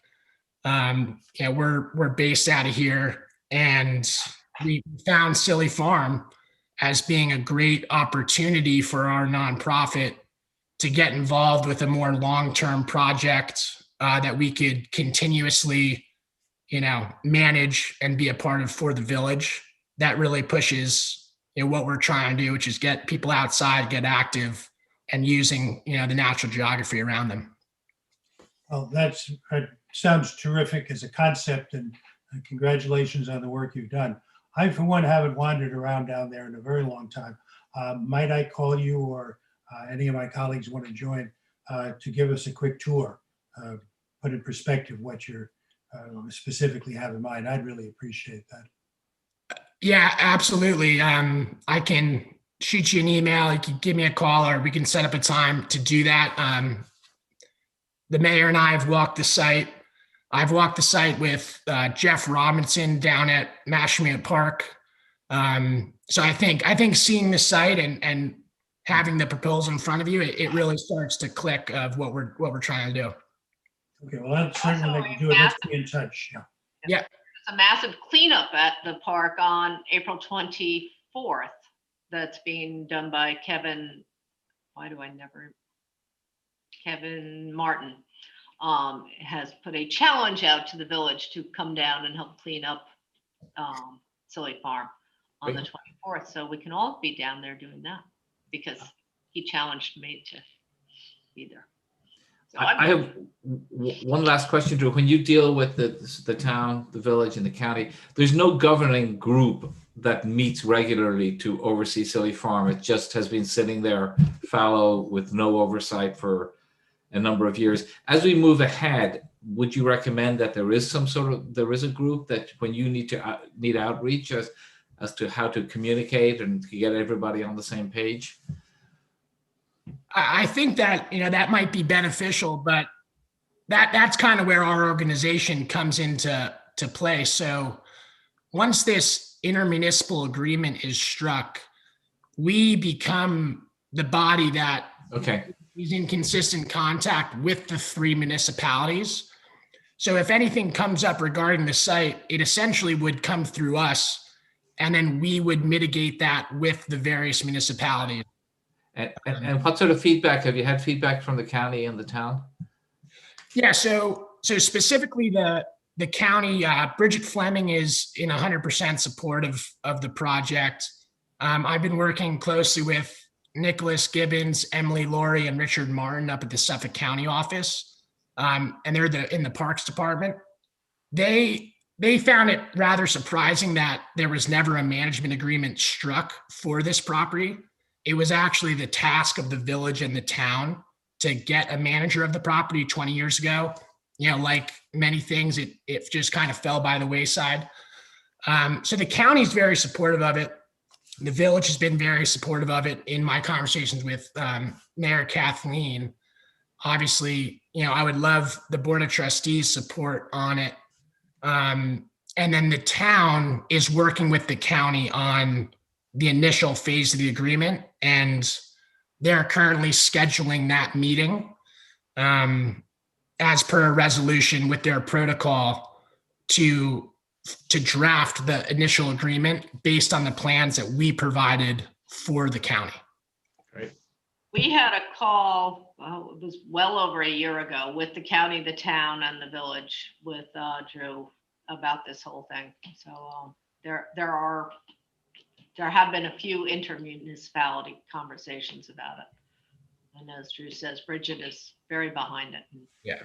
And it's all been very supportive. It takes time. You know, an agreement like this, when you're dealing with the three agencies, you know, it's very drawn out, but we're hoping that it's starting to come together.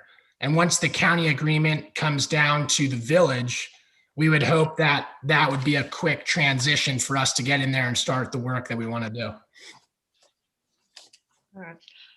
Are there any further questions? I will share Drew's contact information with the Board of Trustees so you can go on a tour. And we will look forward to hearing from the county on the next steps. Great. Thank you, Drew. Thanks, Drew. Very exciting. Yeah. So the second part of, yeah, that's okay. So that's the 9-acre aspect of Silly Farm. And another interesting thing that, you know, we're working on is acquiring the 1.5-acre portion of Silly Farm that remains on the market. So if you guys are familiar with the historic farm structures that were once a part of Silly Farm, there's a large barn and a farmhouse and a bottling barn located at 100 Glover Street. So this aspect of the project isn't necessarily contingent on the 9 acres. We're going to do the 9-acre project free and clear. That's our focus with the county and the town and the village. But we're also wanting to bring you guys up to speed on a proposal we have for the 1.5-acre property. So, Drew, you know what? I hate to do this to you, but given how long this meeting is going, maybe we can do that as you walk around if you want to talk about it, and then we'll have you back for another time once we know that once the first part's done. Okay. Is that all right? I'm sorry, we just are. It's been a long meeting already. Yeah, well, we do have materials in the package that we have. Yeah, so feel free to look at the materials in the packet, and I'll answer any questions that you guys have about that. So that's wonderful. Thank you. Thanks. I'm Thanks, sorry Drew. I do that to you. That's great. All right. Also in our packet, we have the pedal share contract. This came in. You remember the gentlemen were in talking about pedal share. What they are asking for is 2 stations in Sag Harbor, one that would be around Long Wharf and one that would be at Havens Beach. And before we have our attorney review the contract very much, I just want to make sure that this is something that the trustees are in favor of. There would be 5 bicycles at each station. They would be for rent. There will also be a station at Long Beach. There will hopefully be a station at Mash Hashemuit Park. There will be a station at Sag Main Beach and at Ocean Beach and at the Bridgehampton train station, and perhaps another one in Bridgehampton town. But the 2 that will be under the village would be, again, one near Long Beach somewhere and one at Havens Beach. You say Long Wharf or Long Beach? I'm sorry, both. Oh, but the village ones is Long Wharf and Havens. For us, for Okay. Long Wharf, yes. and Havens Beach. There is no cost to the village, but there's also no revenue to the village. It's just a pure service. So shall we pass this on to the Are attorney? bikes allowed? Are bikes allowed on the Long Wharf to drive on the Long Wharf? They're not allowed on Main Street.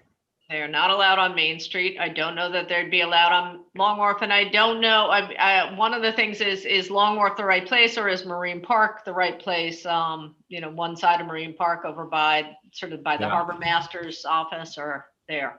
Yeah, I don't think Long Wharf's the right place because of how automobiles are in and out. It's just like Main Street, people are backing out on a diagonal. I love the idea if they just find another location. I don't know, have one off the top of my head, but Well, Marine Park would be the other location. Again, as I say, either by the bathrooms next to the Harbor Master's shed, or over on the park side on yeah. that side. And we're talking about 5 bicycles. Yes. Yeah. I mean, I like the idea. I think it would be a great experiment. We're talking committing to 1 summer. It's actually a 3-year contract, but with the right to say, you know what, this didn't work for us. I'm okay with it. Assume we've looked at the insurance elements.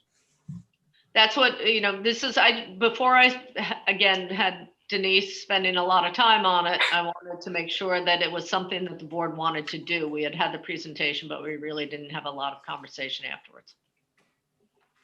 Well, I'm agreeable, subject to the coverages that we would need on liabilities. Okay. I'm not agreeable to this. I'm not agreeable to letting a company use village property for their benefit. I'm also not agreeable to the added bike traffic and the liability that's involved. So I'm going to say no. I'm with Jim on this. I'd be agreeable to trying it or investigating it further. We're not voting on this right now, right? No, we're not voting on it. It's just a matter of going forward. We will have to vote on it at the end of the month in order to get them going for it. And I think following Tom, the concern Tom raises, when I describe the liability and insurance issues, I think that should give us a much fuller picture of what our exposure, if any, would be. Are they a for-profit company? I assume they are. Yes, I don't think they're in it just for fun and games. They are they have signed the shared services contract for all of Suffolk County. So they are putting these bike places throughout Suffolk County, mostly on the East End. They starting with Hampton Bays. They're in Hampton Bays. They're in Southampton Village in the town, and then coming through. And the town is Southampton town is who came to us and said, "Do you want to be part of this?" Because we do need more ways to get to and from, especially now that the East Hampton side of town isn't getting Southampton permits without paying for them. Okay, I would have to say, when I said, assuming they're not for profit, the fact that they are for profit makes the inquiry we need to see before we do this that much more important. I don't know that we have a counterpart example of this at this stage in the village, do we? No. No, we don't, do we? I don't mean just in terms of bikes. I just mean in terms of for-profit. I mean, we used to have a paddleboard rental, I think, at Havens Beach. Actually, our next discussion is going to be about a for-profit company on Havens Beach, but we do not at the moment have one that's using. We did reject a for-profit proposal a month or two ago for Havens. Yeah. But we have them.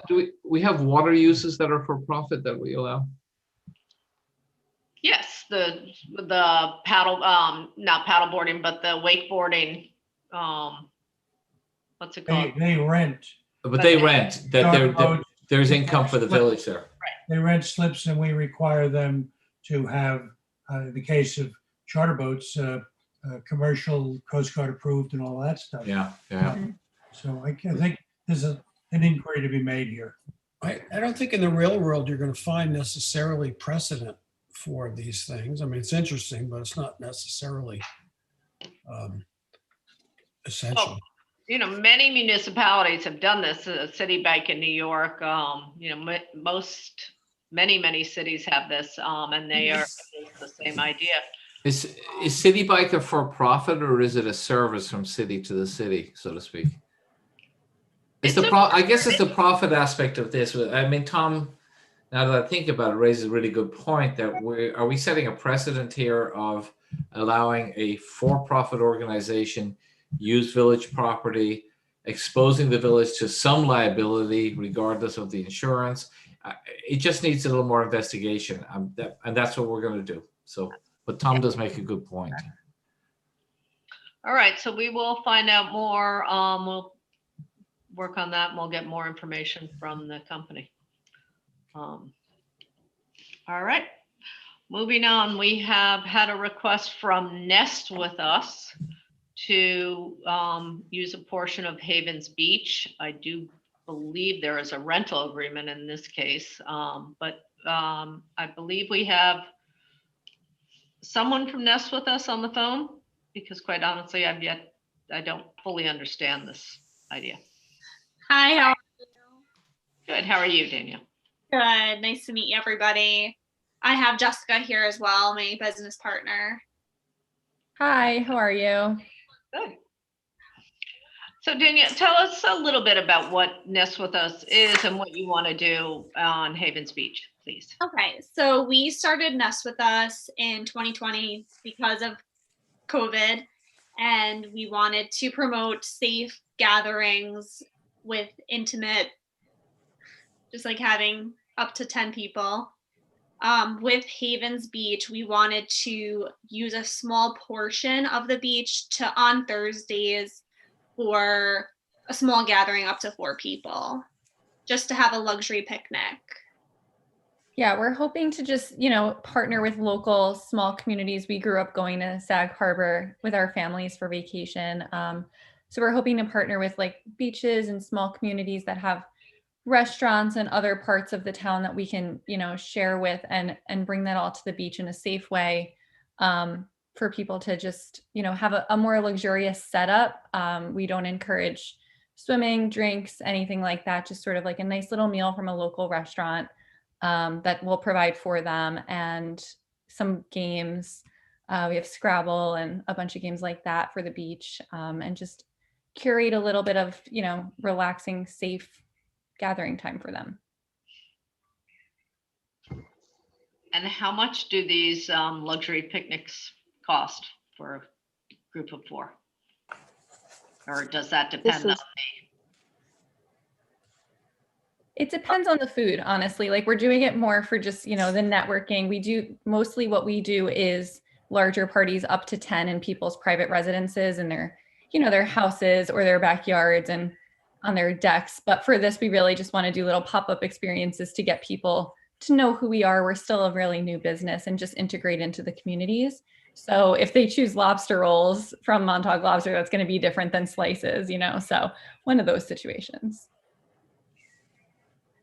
And again, this is a for-profit wanting to use village property. So Unfortunately, I don't think it's permitted. Yeah. I mean, I can look into it some more, but we wouldn't be able to set aside a portion of the public beach for private use.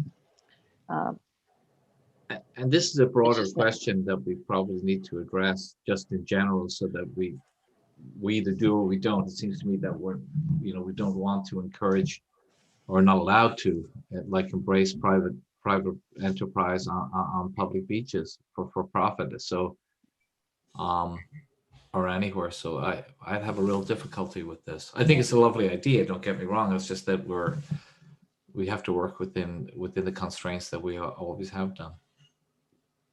Yeah. The village holds the property under the public trust doctrine, and under that doctrine, it's not possible for them to set aside a portion of the beach for private use, for private commercial use. All right. Any other comments? Just as I might say to these folks, Mash Park does have some host activities that pay rental for one reason or another. You might just want to, they are a private endowed institution, and you might want to inquire of them if something like this worked. And it's a beautiful location, as you know. And it's also in Sag Harbor. I'm sorry? National Park. It's the large park as you come in from Bridgehampton. And I have no idea if it would be something they would entertain. I'm not aware that they've done something quite like this, but they do have tennis camps, exercise, people who, exercise folks under a tree and that kind of thing. So just a thought out of the village. Appreciate that. Thank you. All right. Good luck. It sounds like a fascinating idea. Just It sounds like a great idea. easy for us. All right. Nice. Thank you, ladies. Thanks. We now have 15-minute public session. Again, if anyone wants to say anything, we do ask you keep it to 3 minutes and no more. So if there is anyone who would like to say something, either raise your hand or unmute yourself. I don't see. Oh, Deborah O'Brien. Debbie. Hi. I just want to say regarding what was in the newspaper about us going 24 coverage, having 2 full-time employees, that is totally incorrect. And like Tom said, we are the only ambulance on the whole east end of Long Island that does not have 24-hour coverage. Our volunteers do cover all night long. We only have the paid person from 6 a.m. to 6 p.m. So I know someone asked about the cost of the ambulance budget before. The reason why we're adding the EMTB/driver is because volunteerism isn't what it used to be. And also employees, because it costs them so much money, in employers to have an employee now, people cannot leave their work to go on these calls. Most of them take at least a half an hour, 2 hours sometimes, or more. And sometimes they get stuck in the ambulance and go from one call to another and never go back to work. The other thing I want to remind everybody is we keep our budget as low as possible. The ambulance corps, through its fund drive, buys the ambulances every 5 years. We spend at least $250,000 buying an ambulance, and that does not include, the equipment, that is the ambulance cost of the ambulance itself. So ambulances have never been in the budget of the village, and hopefully we'll, through our fund drive, still be able to keep it out of the budget. Great. Thank you. Thank you. So I would like to chime in that the ambulance and the fire department are a fantastic deal. And, hats off to them. It's really a great service that they perform. And I think that's obvious to everyone. I would absolutely chime in and agree. I think the service and the dedication and the education and the training that's constant that both the ambulance and the fire department undertake is humbling. That's all I can say about it. It's really humbling. And I thank you from the bottom of my heart. And we are always looking for more volunteers, everything from drivers to EMTs. So if you have some time and you want to volunteer, you can always reach out to the deputy mayor or Debbie O'Brien. Karen, Thank you very much. Thank you, Deb. Karen? Yes, thank you. I've never joined a session before, so am I able to just make a general comment? I'm sorry. Make a general comment as long as it's under 3 minutes. Oh, yes. Okay, great. Yeah, I just wanted to, again, thank you for, of course, all of your work, of the trustees and yourself, Mayor, of course. But I just wanted to make sure that, the two young ladies that came to ask about doing, sort of private events on the beach and things that, and then we had the discussion about the bikes. And I just want to make sure that, we're always very conscious of using, sort of, or being used, as a village and as a community, for-profit activities that don't directly benefit Sag Harbor and its residents on every single facet of it. So I definitely appreciate all the questions and things that everyone was asked about that, the pedal, and then obviously for the young ladies, they weren't able to do the business, but I think we just always need to keep that in mind, because I do know a lot of services and products like the young ladies presented have shown up, and they are looking for places to to open these types of businesses. And I just hope that we're always just really sort of laser focused on making sure that our community is the great community that it always is and continues to be, and that if there are things that we're interested in doing, like having bikes and things like that, that it's something that we can work through as a community, and something that we can profit from, both sort of monetarily and as a community, always. Thank you. Thank you. Thank you, Karen.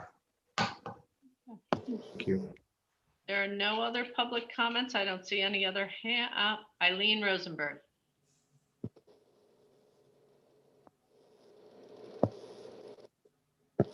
I had a question regarding something that's been tabled, which is the planning board's, the discussion regarding commercial space in residential areas. Is that something that the public can have input into prior to the proposals? Of course, Eileen, you can email Trustee Korsh, Trustee LaRocca, Kay Lawson, and have some input, and we'd love to hear from you.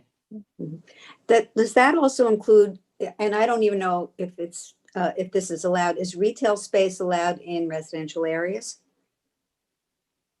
No, it's not a prohibited, I mean, it's not a permitted use, it's a prohibited use. But we were talking about grandfathered commercial structures, like for instance, the gas station on 114. But the public hearing is still open on those two matters. And I think the trustees intend on picking it up again on the 28th of April. Okay, that's very helpful. Thanks so much. Thanks. You're welcome. Brown. Sorry, I was on mute. Hi, just following up on, I think it was Karen's comments about, making sure we're taking care of the village and what the needs of our residents and community are. And I think when we were talking about the bike program, there was a reference to these bike programs being in many cities and municipalities, which is very true. And those cities and municipalities receive a portion of the profit that comes in. So if whatever the cost is of renting a bike or a scooter or whatever it is, that city or village or municipality get some of that money. And I think that's something to think about as the lawyers are reviewing these contracts, to think about if there's a way to make sure that's part of it, if it's something that you all decide to do, to make sure that we're getting something out of it other than obviously another transportation, another form of transportation that we desperately need. And we can also think about ways that we would use that profit in things that would help our community even more. Thank you. Great, thank you, Tracy. Okay, that will end our public comment period, and we will move on to department and committee reports. Starting with the police department in the month of March issued 97 parking summons, and our officers attended training at the East Hampton Town Police Department and Suffolk County Police Department for intrinsic bias and de-escalation training. While that doesn't sound very exciting, it is very exciting because it's the first in-person training that our police force has gone to in 12 months. So we were thrilled to have the training centers back open and our police going up to that. In addition, there were 556 calls for service. They're primarily all road related, and 18 arrests, including 1 DWI arrest. That is the police report for the month of March. Deputy Mayor, the fire department and ambulance. Thank you, Mayor Mulcahy. The fire department's report for the month of March. In the month of March 2021, the fire department volunteered for over 678 man-hours. During the busy month, the fire department responded to 2 structure fire calls, 1 motor vehicle accident, and a dumpster fire. They also responded to 29 other reported alarms within the district, and that's all in a month's period of time. During the month of March, the Sag Harbor Fire Department continued training by conducting a vehicle extrication drill and conducted a mask confidence drill at headquarters. The department also hosted the fire district's meeting for all of the 9th Division fire districts, to which myself, the mayor, Trustee Corish, and Trustee Plum attended. Trustee LaRocca was taking care of a family matter, I believe, and could not attend. And they continue to follow the protocols for COVID-19. I believe most of the members, I would say over 80%, have been vaccinated fully. So that's a good sign for us. As far as the ambulance goes, in the month of March 2021, they had 44 emergency calls, 5 work nights, 2 meetings, 1 training session. As opposed to last quarter, it says comparing the first quarter this year to the first quarter of 2020, we have responded to 20 less emergency calls. So the calls for service are slightly down. I just wanted to mention that Chief Miller, this is his last warden's meeting coming up, that his term as chief will be ending. And I just wanted to congratulate him on his excellent service to this village and to the surrounding district. He's done an excellent job. And I would like to welcome Kevin O'Brien Jr. as our new chief, which the letter will be coming down in May to certify him as our new chief, and Andrew Blodorn as our first assistant chief. And our new second assistant chief will be Michael Geyer. So I just wanted to congratulate them and also congratulate Steve, who was also my 32 chief, the water chief at the fire for the cinema. So he was responsible, and I was directing him, and he was directing others as far as getting water to that scene, and he did an excellent job. So thank you, Steve. You'll be greatly missed. And that's my report. You. Second, congratulations to Chief Miller. And Absolutely. Trustee Plum, Building Department. Yeah, I don't know if you recall, but in the February meeting, because of the shake up in the building department, I didn't have that report, but I have it now, so I have 2 months here. In February, building department, there were 11 building permits, 54 inspections, 16 certificates of occupancy, and 30 receipts for $33,325, which was less. Actually, it was $14,000 less than February 2020. So that's that. And then for code enforcement in February, 5 appearance tickets, 1 notice of violation, 8 routine inspections, and complaints, and 13 follow-ups. For the month of March, the building department, 8 building permits, 12 CFOs issued, 13 certificates of compliance, 29 notices of violation, 1 stop work order, total receipts $25,887, which was a $1,154 increase over March 2020. As far as the code enforcement goes, in March, they gave out 28 notices of violation, performed 29 routine inspections, and also performed 14 plan reviews. And that's my report. Thank you. The mayor is currently indisposed for a few minutes, so Trustee Corus, can you give us the sewer department and village grants? And thank you, Trustee Plum, for that report. Yeah, thanks. Thank you, Deputy Mayor, and I'm going to start with sewage treatment plant report. Following is a monthly report of the performance of the sewage treatment wastewater treatment plant for the month of March. The total gallons received in the month was 1.711 million gallons. Total gallons of sludge removed, 39,000. DMO reports were forwarded on 4/8/21. Suffolk County DHS inspection date. Next inspection is 5/1/21. New York State DEC inspection date, as always, is open, and we had no complaints for the month of March. Summary of operations: wastewater treatment plant is running well and under all permitted levels. We're now operating on 3 SPR basins. Influent flows have increased as the winter season is leaving us and we're moving into spring. We had Eagle control out for dissolved oxygen sensors. They had to replace 2 sensors and 1 control. Benson were out for the influent pump in the dry well that was leaking. The seal on pump number 1 needs to be replaced. That's a big deal. These pumps are huge and they're 30 feet underground in a sort of a missile silo type of arrangement. So they're working on that. They're ordering parts. We had John Scher and Liam from Cameron Engineering out to check the outfall. That's where the outflow comes from the plant into the harbor. And this is done every couple of years to ensure that that pipework that goes through the bulkhead is all in good shape. The flow increased from February to March, and that increase was 215,000 gallons. So we can see that that's a good indicator that activity in the village and the bars and restaurants is beginning to pick up as we head through the spring.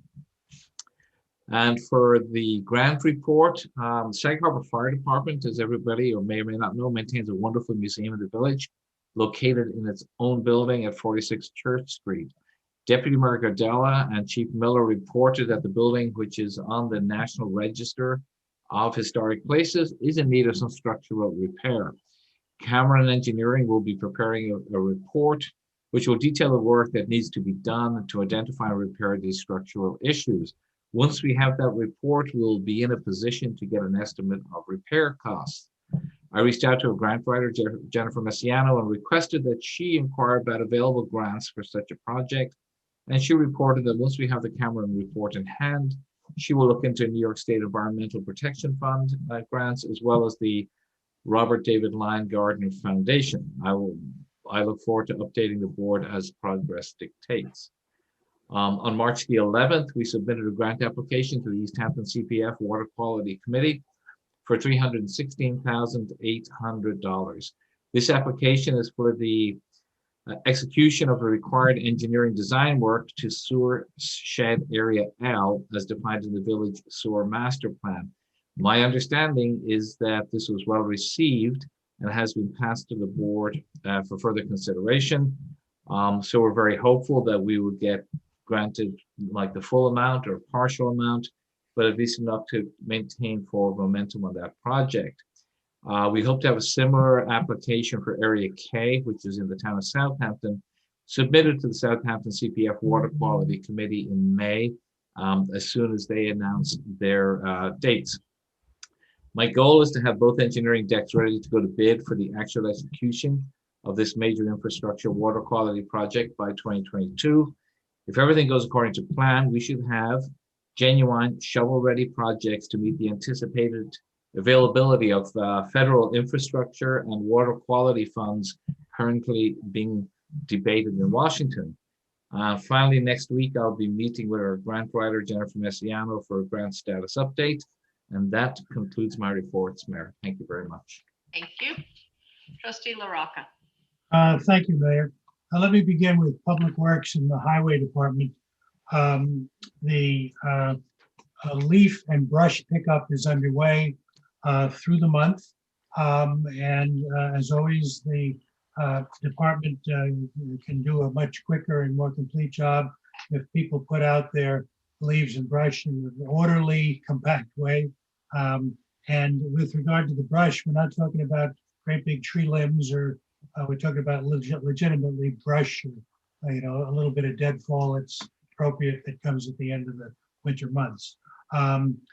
Sweeping of all sand that remains on the roads from our late season snows is underway and just about finished. Painting of all crosswalks, stop lines, stop signs, all of that is going on. The sanders and snow plows have been put away for the season. Patching, as you will all notice, is continuing. The raking, cleaning up the park and public areas is going on as well. Many have noticed that there's some work going on along Bay Street in the vicinity of the opposite the American Legion, vicinity of the yacht club. That is yacht club work on property that they own. We are obviously paying close attention to it. It is hard by the ramp that is a very important public asset, and also some very important drainage that you don't see, but you become aware of whenever it gets clogged up. So we are paying close attention to that. I think we have an action item in a little while on the next steps of work on Germain Avenue. And we can talk about that when that comes around. We're advancing to the next step in that preparatory work. I just want to, I don't know where it fits, so I just want to say a word that we haven't in the last couple of meetings talked about COVID in terms of the village experience. I would just take note that over the last weekend, the village saw its 100th case since the counting started a year ago. It's a milestone that reminds us that it's still very much an active part of our lives, and all of the safety precautions that go with that. And I would also remark that given the leadership that the mayor and the trustees, I believe, have provided, as well as our departments, the village continues to have one of the lowest, if not the lowest, incidence rate of anybody. At 45 people per thousand, we compare to some of the towns that are 150 or 180 per thousand. So the emphasis on compliance with masks and separation, all that, still very much with us. And as we're all feeling better and get caught up on our shots and everything else, we still have to follow the baseline, even as places open. So it's something that involves all of us. It's not a public work matter, but I felt the need to say that. With regard to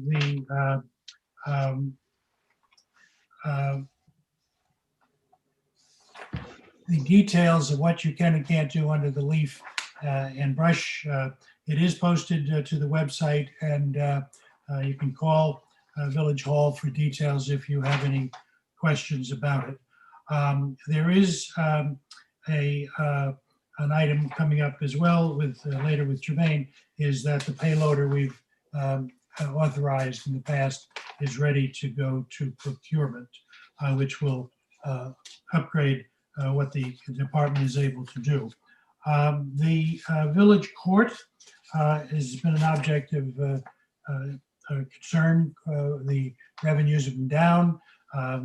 It does provide an object lesson in how to open carefully when it's time to go public, and they've done a very good job with that.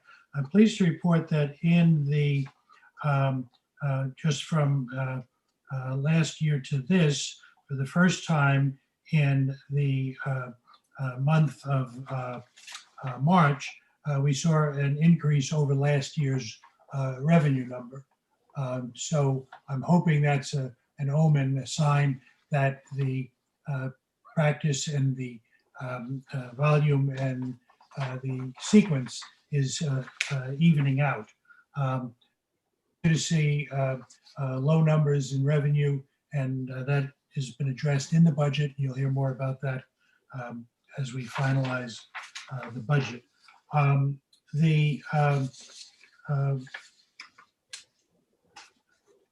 thought I'd finish with a very bright spot in the revenue story, and that is that one of the phenomenons that's been going on during COVID as people recreate with separation is people like boats. Boat sales are up, boat activity is up. We saw it last summer, and we are teed up for probably the best boating year we've ever seen.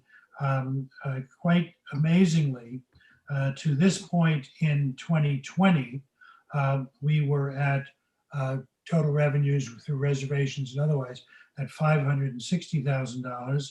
This year we're at $802,000, a jump of $242,000 in our projected revenues. And after a while, that's real money. And I think we're very excited about that. The season ahead, I think we've got one slip, Mayor, we talked about it today. One mooring. One slip, one mooring. One mooring. One mooring But I left. think there's a contract out, so if you don't get too excited. That's right. So a full house with, and we've only been officially opened a few days. Previously, we acted on the Long Wharf Transient Marina project. I think we have an item on that later in the meeting as well. So that has been advanced. And as we put all of this together, we have a very bright spot on the waterfront as we go forward. Just a passing word on Mash Park, as I sit on that board, they're having a terrific spring, even between the bad weather. The constituency that has grown since the new park equipment went in and all of that has been terrific. And a day doesn't pass, even cloudy days, when we don't have a lot of kids, a lot of activity. They've signed back into a lot of the baseball and school season sports. So they're off to a good start as well. And that will complete my report. Thank you. Thank you. Can I get a motion to accept all the department reports, please? The motion. Thank you. Thank you, Aiden. All in favor? Aye. Okay. Correspondence requiring action. Authorization for the mayor to sign an agreement with Captain Thomas Federico to operate half and full day surf master sport fishing charters from Long Wharf for the boating season. So moved. Thank you. Second. Thank you. All in favor? Aye. Aye. Trustee Plum, you want to unmute just so we can hear you, please? Thank you. Sag Harbor American Music Festival requires authorization for use of Steinbeck Park and Marine Park on September 25th and September 26th from 10 a.m. to 8 p.m. I'll move it. Thank you. Second. Thank you. All in favor? Aye.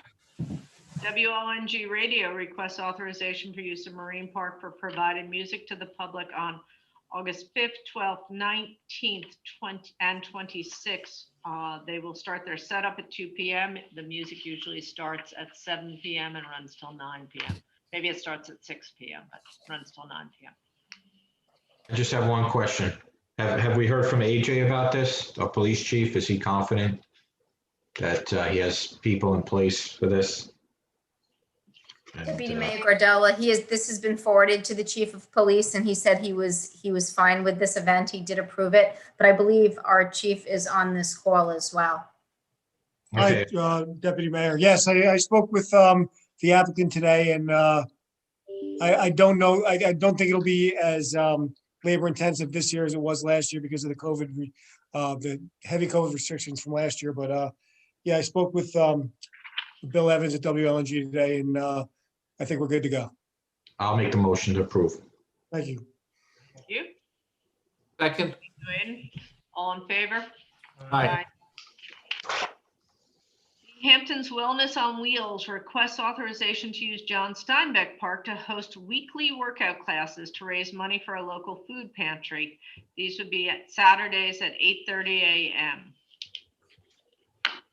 I'll move it and draw the contrast to what we were talking about earlier. This is in support of a very important local charitable organization, the food pantry. It is a fundraising process.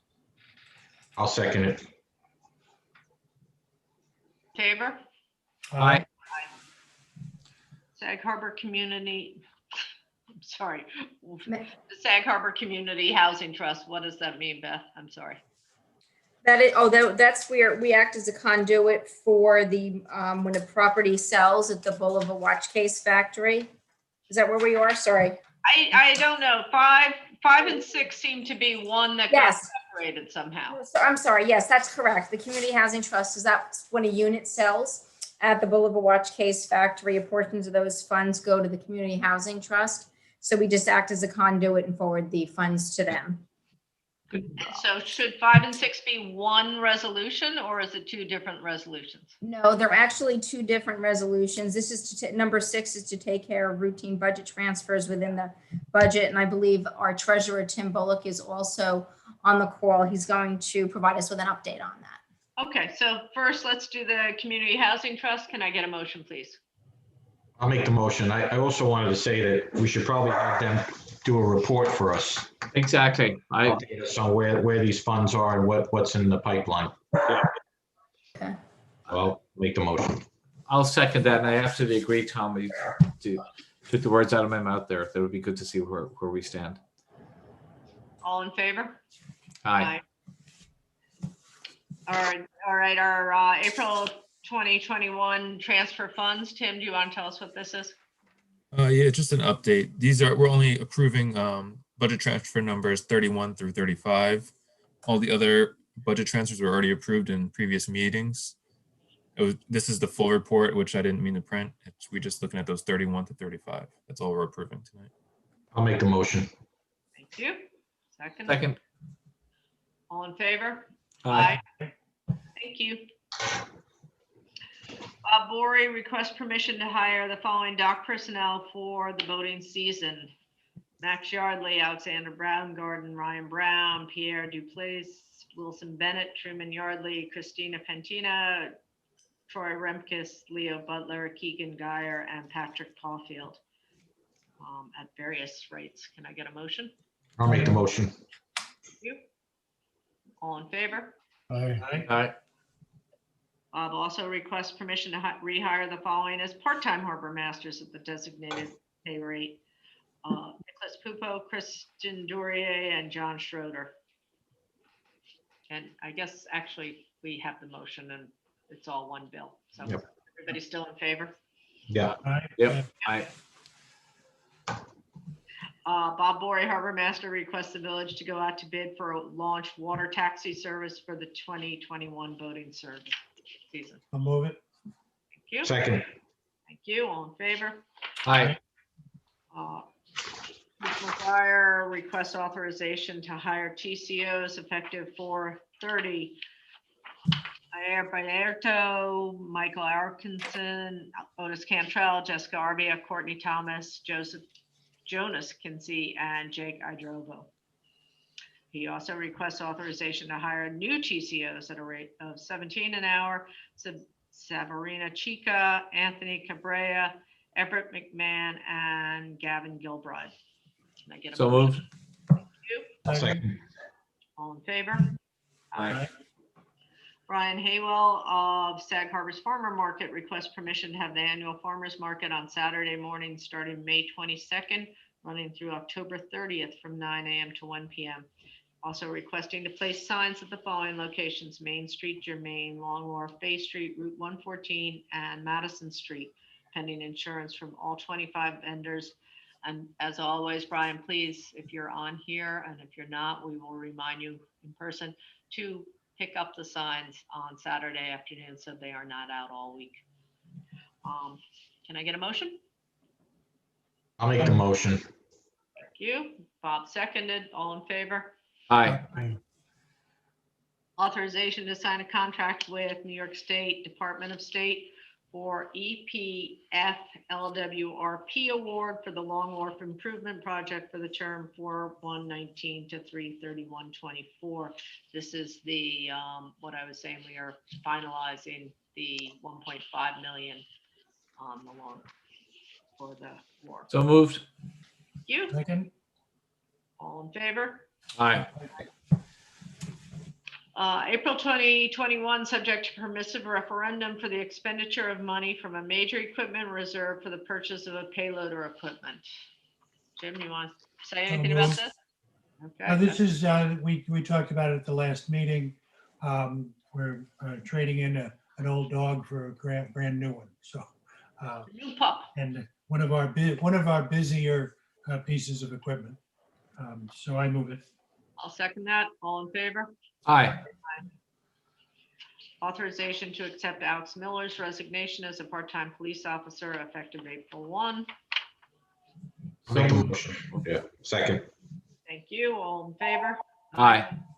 The Sag Harbor Chamber of Commerce requests authorization to use Marine Park for the purpose of having the Arts and Crafts Fair from Saturday, June 19th to Sunday, June 20th. This was what Gavin came in and spoke to us about a couple of weeks ago. Get a motion? I'll move. Thank you. Second. For the second, all in favor? Aye.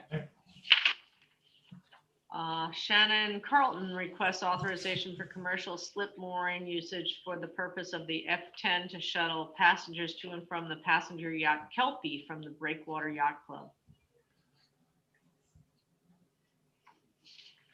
Anybody? It sounds okay. I don't really know what I'm talking about. I have no idea. You know, I'll move the item. This is a very good looking historic yacht that's been operating here for the last couple of years. They do bring passengers out to and from, and they've made an arrangement with Breakwater, but we wanted to, we establishing that we like to be brought into the approval process for a regular passenger movement like that, so that the harbor master is aware of it and so forth. I'll second that. That's what that is. Thank you. All in favor? Aye. Aye. Engineering services related to the Long Wharf Transient Marina Expansion Project. And this is the item we mentioned earlier. Tom moved it. I'll second. We will not affect activity this season, but it starts the planning and engineering for necessary work that will also increase the number of slips, reconfigure some of the slips. That's great. Good. Aye. All in favor? Aye. Aye. Aye. Engineering services related to the Germain Avenue Road Improvement Project.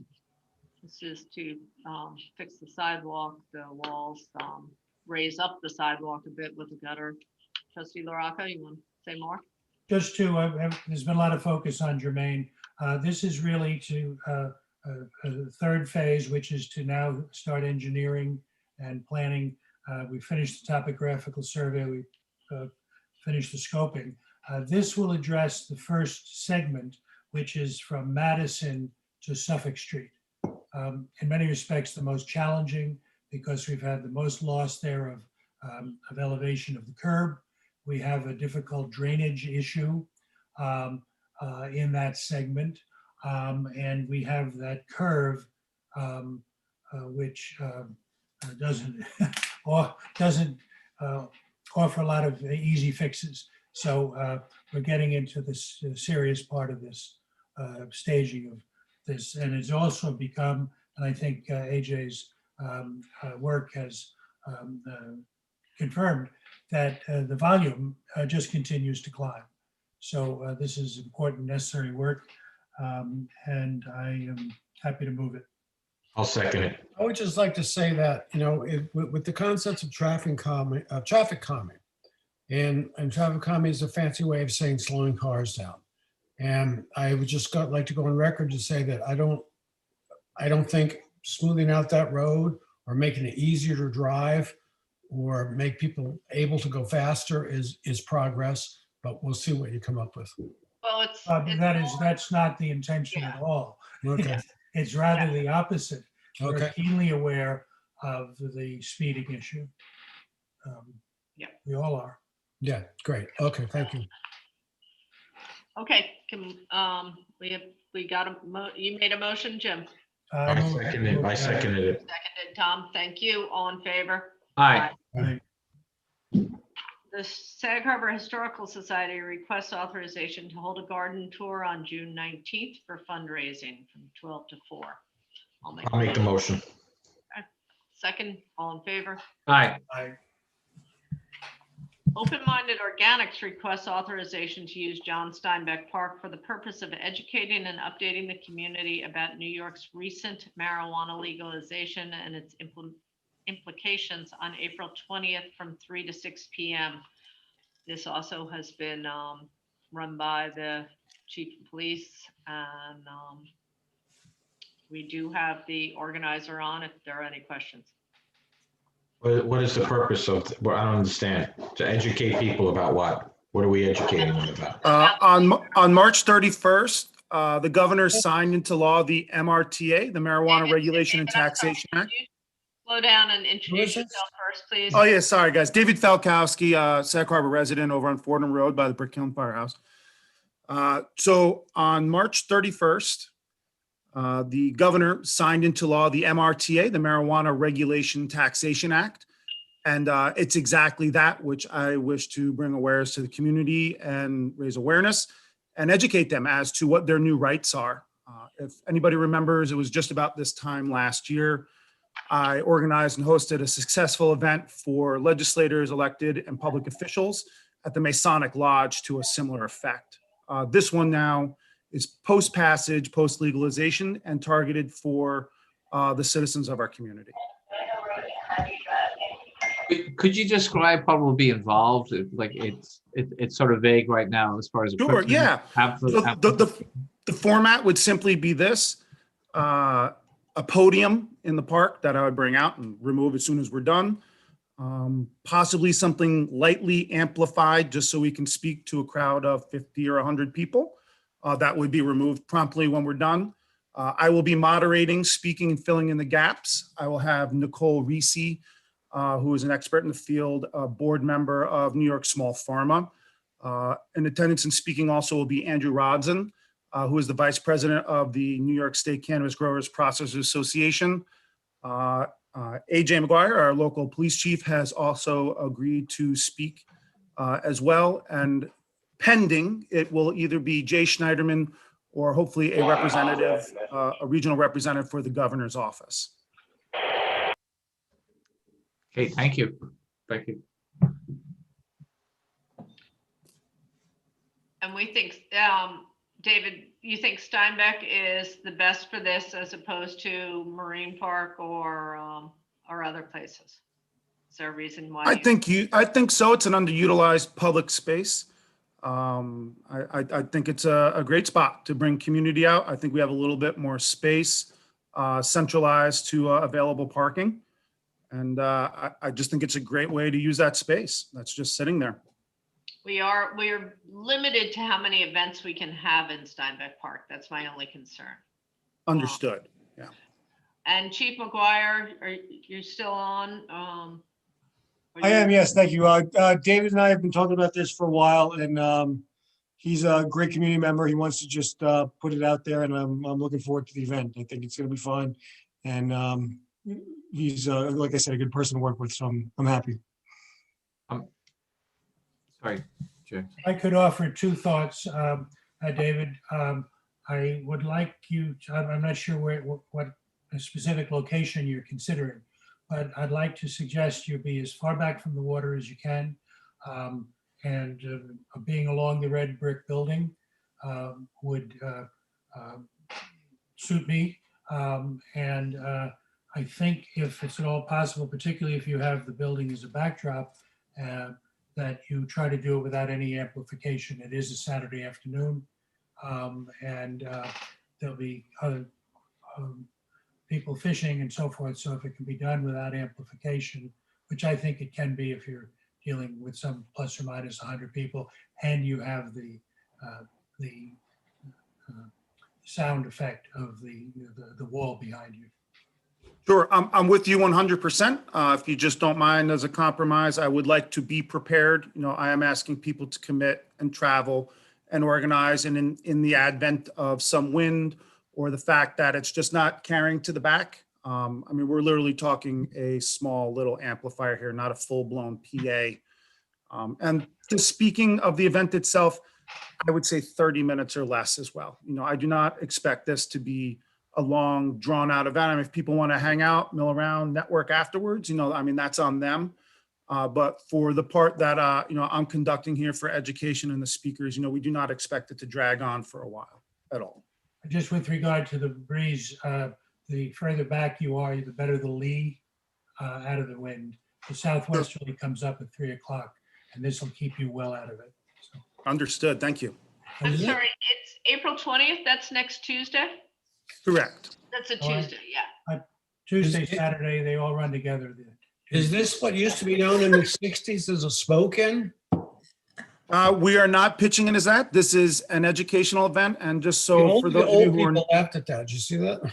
so just so you, the folks who are on this call are aware, the immediate measures of the MRTA include public consumption anywhere that cigarette smoking is allowed. That's a topic that we've begun discussions with here on the village level preliminarily, and other things that we'll tackle in the near future. That's all possibility. This might be public consumption in a public space, but that's not really the main goal of this event here. Thank you. Our parks law will outlaw that opportunity as soon as we get it passed, our parks and beaches law. All right, I'll make a motion. thank you. I guess, thank you. All in favor? Aye. Aye. Thank you, everyone, and I commend you on your stamina. Have a good evening. Thank you. This next one brings such joy to my heart. The American Legion is going to have their Memorial Day parade, and they'd like permission. So I will make that motion. I will second, as I think we all will. All right, all in favor. Thank you. Aye. Aye. The authorization amending building department fees. This is in part to cover the checklist, the new checklist that was spoken about earlier, and other building department fees that as we move forward with. Yeah, I've been doing research on all the local areas. I've got like 6 municipalities locally so we can compare what we're doing relative to the others. And I can say right now that ours are low, on the low side. This, Mayor? Yep. This specifically addresses the initial review for that initial review that will. The checklist. Yes, you've muted yourself halfway through, Beth. Apologize, my book hit the keyboard. That actually addresses the initial review fee of $750. That was the only amendment to that fee schedule at this time. All right. Okay, so that's just the $750 for the checklist. Correct. Right. Okay, can I get a motion, please? Bob? All in favor? Aye. I do think that this checklist is going to be a great addition to the process and keep things moving faster. Yeah, I mean, our fees, I can just tell you off the top of my head that there are some that are 3 to 4 to 5 times more per square foot. Keep working on it. Okay. Yeah. Andrew Bludorn, the second assistant chief of the Sag Harbor Fire Department, no longer resides within the incorporated village of Sag Harbor, but within the fire protection district of Sag Harbor located in Noyak as of April 1. This is just a formality. I mean, most of our chiefs don't really reside within the village. So this is just informing the board that he's just moved out of the incorporated village, but he's still within the fire, he's still in the fire district. So I'll make the motion. Thank you. Second. Thank you. All in favor? Aye. Resolution to establish a capital reserve fund to be known as the 21st Century Infrastructure Capital Reserve Fund. This will be the money raised from paid parking will go into this fund. I'll make that motion. Thank you. I'll second it. I did not have a chance as the day went on to catch up to Denise, who, as you know, is laying around not doing much work. But anyway, probably the busiest human being in the village these days. But I do have a couple of just notes and But my biggest Okay. question is, and I didn't have hands on the local law from last month. And Okay. when we created this, we had talked about, I think the draft I still had was December 31 of this year. And then I think, didn't we amend that during consideration to make it April 1? In terms of the authorization review. period, I was going to suggest, given that we're already in April, that we make it May 1. So it would be May 1 of 2022. To do what? I'm sorry. To establish the fund? No. There was a date which, as I say, I don't have the original here. Okay. I described it as a soft sunset. But Okay. I thought we recognized that, given we were working into the spring, that 9 months was really not much of a trial.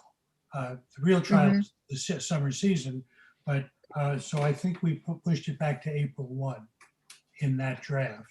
I don't know if it carried into, or I'm misremembering, but that was my recollection. And then when I read this, we're not reflecting that date separately here. So I presume in the local law, whatever date we have is the what that governs. And I was just thinking that given that we're already in April, maybe May 1 would be, so we'd be giving ourselves a full year. But the review that should happen about going forward after a year of this was the key point for me in recommending all of this.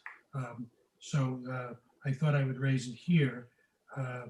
And the other thing that happened is Tim and you, others clarified. My original draft was primitive about how this segregating of funds would work, and the assurances that it goes for the right purposes.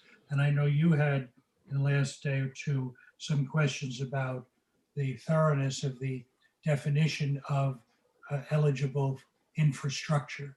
So I just want to say, as we do this today, I'm happy to fine tune with you to make sure we've been thorough about what's in, and also just clarify that what I call soft date, soft sunset date, if that's agreeable to everybody. I think we need to leave that soft date of April because we would need to make a commitment for the following season. Yeah, and we'll know because this will all wrap up on Columbus weekend, basically. Yeah, exactly. So we'll have time to review. I had one comment, Denise. I don't know if you had a chance to see it by email. Oh, I'm sorry. No, I didn't.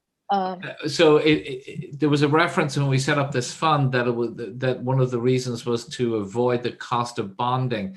One of the reasons we want to do this, and we could not do this until after the review because we couldn't make this commitment, would be once we establish that we have a regular revenue stream from parking, paid parking, that we would be able to bond for bigger projects so that we wouldn't constantly be working out of cash flow. Now, obviously, we can't make that commitment until we've gone through the review.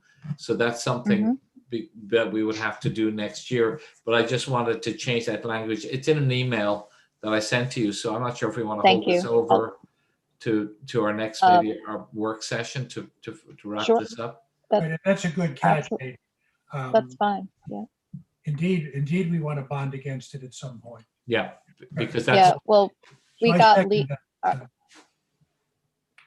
bond. Well, I'll forward it to you, but I believe bond counsel said we could not bond against it. We could use it as an alternate source of, funding the project, but not to qualify for the bonds. But I'll send you the email that bond counsel sent, and both of you can look at it. Capacity to finance. Yeah. Do we want to table this now until we clear up these little issues until the work session, or? Yep. All right, we can do that. Table. I'll make a motion to table this to the work session. Just as a point of information, where are we with the contractor? With the Parkmobile, Right, the park folks. we're in good shape with them. I think they're still talking to with AJ. We're waiting for some equipment to arrive, but AJ can speak to that. But as far as everything else, as far as signage, I've spoken with Dee about the installation of maybe 4 more posts. Other than that, we're going to replace signs that exist already on the wharf. But we I got are, to we are design. in contract now. Yes, we are. We approved that. We approved the contract, if not 2 meetings ago. Yeah. All right, I'm good with fine tuning this over the next couple of weeks. Okay. All right. So can I get a vote to table, please? Aye. Great. Thank you. Okay, can I get a motion to approve payments in warrant 50, 51, 52, 53, and 54? I'll make a motion. You? Second. All in favor? Aye. Do you have anyone else who would like to have any other public comment before we wrap up for the evening?